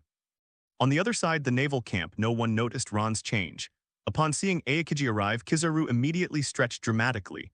Ara tilde Kuzan, you've finally arrived tilde. He deliberately feigned exhaustion, wiping away imaginary sweat. These newcomers are terrifying. My old bones are about to fall apart. Ignoring Kizaru's antics, Aokiji's gaze was fixed on Robin, who was frantically deciphering the last piece of the poneglyph. When he saw her rapidly recording the ancient text, Aokiji's eyes suddenly turned cold. By a special decree of the world government, Aokiji's voice was as piercing as the polar wind. Anyone attempting to research the Void Century is to be arrested immediately. Before he could finish speaking, he knelt on one knee, his right hand pressing against the sand. The Ice Age. Click, a terrifying chill erupted, instantly emanating from him. The crystalline ice spread rapidly, as if it were alive, freezing everything in its path. The freezing speed was astonishing. In the blink of an eye, it covered the entire plaza, heading straight for Robin's location. Fine beads of sweat appeared on Robin's forehead as his fingers flew across the last poneglyph. Almost there. Give me a little more time. Her eyes gleamed with an almost obsessive focus, completely ignoring the approaching deadly chill. Ron's eyes narrowed, and he was about to make a move when an arm wrapped in a headscarf blocked his way. Captain, Zoro had somehow appeared at the forefront, his three swords slowly unsheathed. Leave this kind of opponent to me. His eyes burned with a fierce fighting spirit. After resting for so long, it's time to stretch my muscles. Ron watched Zoro's retreating figure and comforted him. Don't push yourself too hard, the opponent is an admiral. Zoro didn't answer. He simply bit down on Wado Ikemanji, held Hakugetsu and Tenki in his hands, and took a deep breath as the ice age swept in. His muscles tensed like steel. Three-sword-style black rope great tornado. Three slashes roared out, weaving together in the air to form a dark tornado. This strike not only embodies Zoro's full swordsmanship skills, but also incorporates a completely new realm he has comprehended in the sleep system. Boom. The collision of sword energy and ice caused a deafening explosion. Aokiji's ice age was forcibly cleaved open, with shattered ice fragments shooting into the sky with the tornado, forcing the frozen trajectory to change. A flicker of surprise crossed Aokiji's eyes. Oh, this swordsman. He's gotten stronger since we last met. Kizaru's playful smile vanished. Oh dear tilde another formidable newcomer tilde Zoro remained in his sword-drawing stance, his breath particularly noticeable in the cold wind, trying to mess with our archaeologists. His three swords gleamed simultaneously. You'll have to ask my sword first. Robin's fingers finally left the last piece of the poneglyph and she let out a long, relieved sigh. It's done. Suddenly everything went black and he fainted due to overexertion. Robin. Nami and Chopper immediately rushed forward and carried her away from the danger zone. Aokiji gazed at the shattered ice, his eyes remaining as calm as a deep pool. He nodded slightly. The kid with the sword. He's improved considerably since the last time we met. Before he finished speaking, his figure vanished. Shave. Almost at the same instant, Aokiji appeared in front of Zoro, his fist carrying a chilling aura aimed straight at Zoro's face. Zoro parried with three crossed swords, the blades striking the ice with a piercing clang. Useless tilde Aokiji's voice carried a hint of lazy mockery. Your sword can't cut through a Logia-type physical form. Zoro gritted his teeth and retreated, wielding his three swords in a tight, impenetrable manner, yet he could never touch Aokiji's true form. Ice crystals splattered between the blades, and a chill spread along the blades, gradually covering Zoro's arm with a layer of white frost. Aokiji suddenly stopped his attack, put his hands in his pockets, and shook his head. I thought everyone in the Straw Hat crew would have haki, but it seems I was wrong. These words were like a sharp knife piercing Zoro's heart. His eyes were bloodshot, and the Wado Ikemanji he was biting made a crunching sound. Then I'll play with you. Aokiji suddenly changed his fighting style, actively deactivating his elemental form. His right fist was covered in jet black armament haki, and he struck straight at the opponent without any fancy moves. Bang! Zoro hastily raised his sword to parry, but the punch made his hand go numb. Aokiji's attacks came one after another like a blizzard, each punch hitting the blade accurately, forcing Zoro to retreat step by step.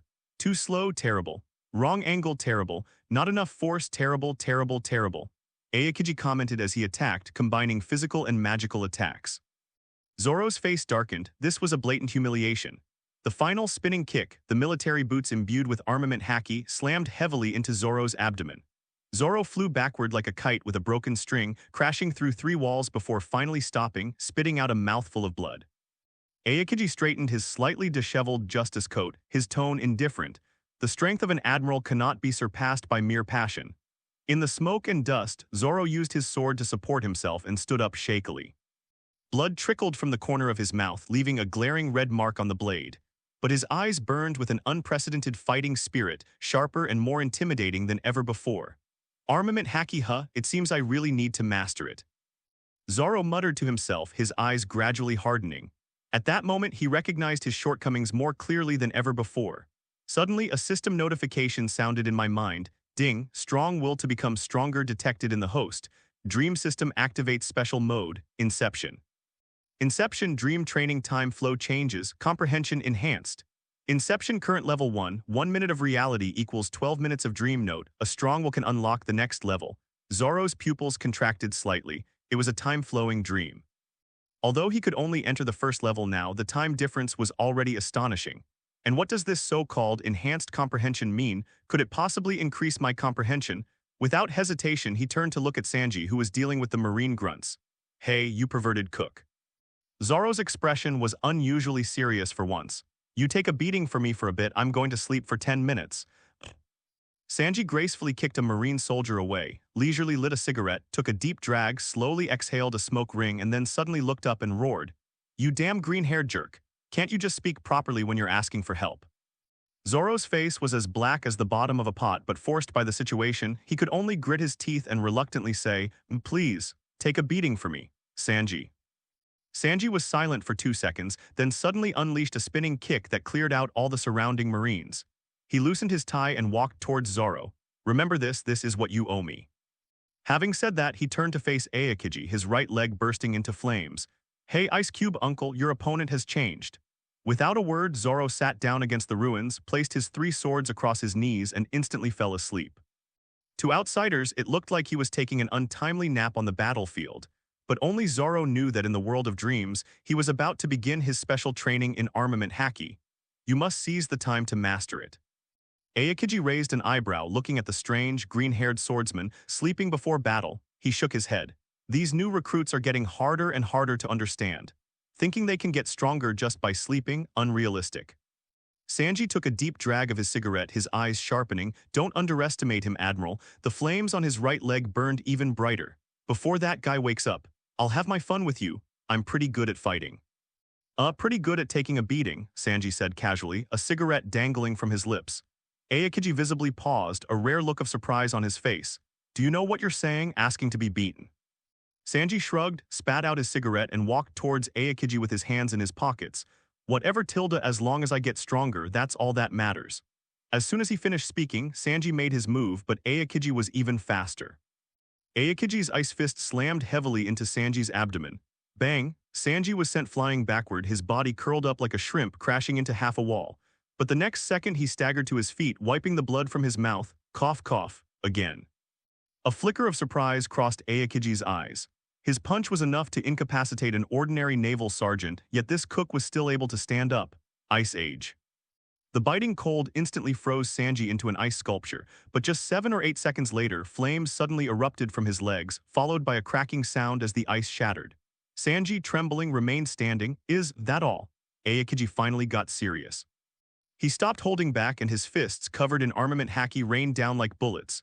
Bang! Snap! Boom! Every punch landed squarely on Sanji, the sound of bones breaking clearly audible. But strangely, this blonde cook was like an unkillable cockroach, stubbornly getting back up every time he fell. Sanji staggered to his feet, wiped the blood from the corner of his mouth, and flashed a smug grin. I'm pretty good at fighting and taking a beating. Whatever.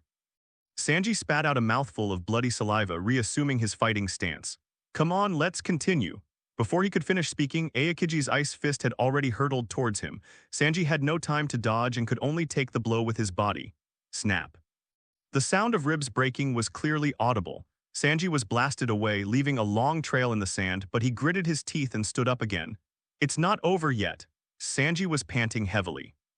Although the pain was excruciating, he was like someone with an invincible superpower clinging to life. Are you even human? Kingjae couldn't hold back any longer. Aokiji's attacks came like a blizzard, but each time the blonde figure would struggle to get up. Cough. Again, Sanji spat out a mouthful of blood, but the flame in his eyes never went out. Aokiji's expression gradually became serious. As a naval admiral, he had seen countless tough guys, but he had never seen one who seemed to get more excited the more he was beaten. Sanji's body was clearly at its limit, yet he always miraculously managed to stand up, and each time he stood up, his defense seemed to increase. Are all the new recruits these days? Aokiji exhaled a puff of white breath, that hardworking. Bang. Another heavy punch landed, and Sanji's knees slammed heavily onto the ground, but he used his last bit of strength to support his body and didn't completely collapse. I told you. Sanji grinned, blood seeping from between his teeth. I can take a lot of beatings. Sanji was covered in blood, his suit was tattered, and his exposed skin was covered with bruises and horrifying wounds. His blonde hair was soaked in blood and clung to his pale cheeks, but his eyes shone with an astonishing light. He staggered to his feet, spat out a mouthful of bloody saliva, and his right leg was once again engulfed in flames. Again, Ice Cube uncle. Sanji grinned, revealing a maniacal smile through his blood-stained lips. Aokiji frowned, and with a fierce ice blade sweep, he sent Sanji flying dozens of meters away again. Sanji's body rolled on the ground, leaving a long trail of blood, but just when Aokiji thought he would never be able to stand up again, his shiny leather shoes stubbornly stepped onto the sand. Ow! Sanji roared in pain. Although he wasn't dead, the pain from each punch was real. Even now, he still staggered to his feet and moved forward, the system notifications constantly ringing in his mind. Ding, modified human gene awakening progress plus 5%. Ding, modified human gene awakening progress plus 7%. Ding. Modified human gene awakening progress plus 10%. Each heavy blow felt like forging a piece of fine steel. Sanji could clearly feel that the dormant cyborg genes within him were being activated little by little, and the scientific power of Germa 66 was awakening. Ha ha ha! Sanji suddenly threw his head back and laughed, blood gushing from the corner of his mouth. That felt good. Let's do it again. Ayakiji's expression froze completely. He had seen countless fearless pirates, but he had never encountered a madman like this who was screaming and laughing at the same time, begging to be beaten. The Admiral's temples throbbed, and for a moment he was at a loss for what to do. This guy, is he crazy? Aokiji muttered to himself, but his hands didn't stop moving. He unleashed another Ice Age attack, completely freezing Sanji. However, just 3 seconds later the ice cracked open with a crack, and Sanji emerged steaming hot, the flames on his right leg turning an eerie blue. Thank you for the treat. Ice cannot freeze my passionate heart. Now it's my turn to return the favor. Ayakiji's pupils suddenly contracted. This madman's aura was more than twice as strong as before. Sanji's legs suddenly erupted with eerie blue flames, the intense heat distorting the surrounding air. He stomped the ground and the flames surged and burned fiercely. The devilish wind kick is the finishing touch. A blue flame streaked across the sky, piercing right through Ayakiji's icy defenses and striking him heavily on the shoulder. Ayakiji groaned, staggering back 2 steps, a charred hole burning through his justice coat on his shoulder. Interesting. Fire and ice, is that a form of mutual restraint? Ayakiji narrowed his eyes, looking at the smoking wound on his shoulder. You can encounter Logia-type users without using Haki. But the next second, Ayakiji's figure suddenly disappeared, and a heavy punch imbued with armament Haki slammed into Sanji's abdomen, sending him flying into the air. Bang. Sanji crashed into the distant city wall like a cannonball, causing the entire stone wall to collapse. But amidst the smoke and dust, the blue flame flared up once more. Current progress of the modified human's genetic awakening, 90%. It's not over yet.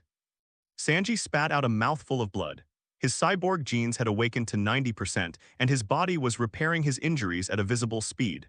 The blue flames on his legs burned even brighter, and the surrounding sand seemed to melt. Ayakiji's attacks became increasingly fierce, each strike carrying a chilling aura and the black light of armament Haki. Although Sanji was able to barely counterattack, the huge gap in physical skills caused him to be constantly knocked away. The entire battlefield was littered with deep craters he had created, leaving trails of burning blue across the desert. Bang, boom, snap. Strangely, no matter how many blows he suffered, Sanji could always stand up unsteadily. His body seemed to have become a bottomless pit, turning all the damage into nutrients for awakening his cyborg genes. Kizaru sat atop a point of light in midair, arms crossed, watching the spectacle. Hey Kyuzan, he teased, if you keep releasing water, this entire desert will be flooded by your icy water. Ayakiji's expression grew increasingly grim. He had clearly used 7/10 of his strength, but this seemingly indestructible cockroach only grew stronger with each battle, clinging to him like a stubborn plaster, impossible to shake off.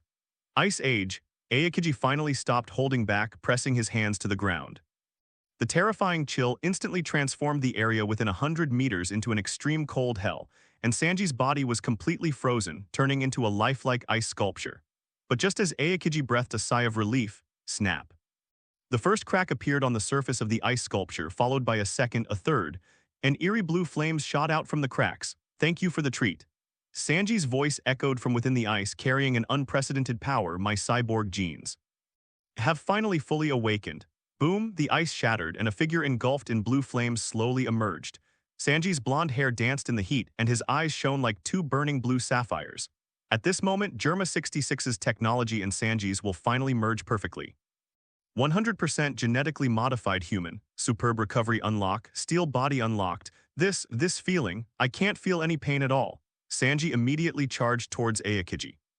He had already delayed for more than 20 minutes, but now he felt like he had inexhaustible energy and just wanted to fight like crazy. Kizaru stood atop a point of light in midair, adjusted his sunglasses, the lenses reflecting the intense battle below, and a playful smile curved his lips. Ara, these rookies these days are really something tilde. His gaze swept over Sanji, who was locked in combat with Ayakiji, then glanced at Zoro, who was fast asleep. They've managed to hold out against an admiral for so long tilde.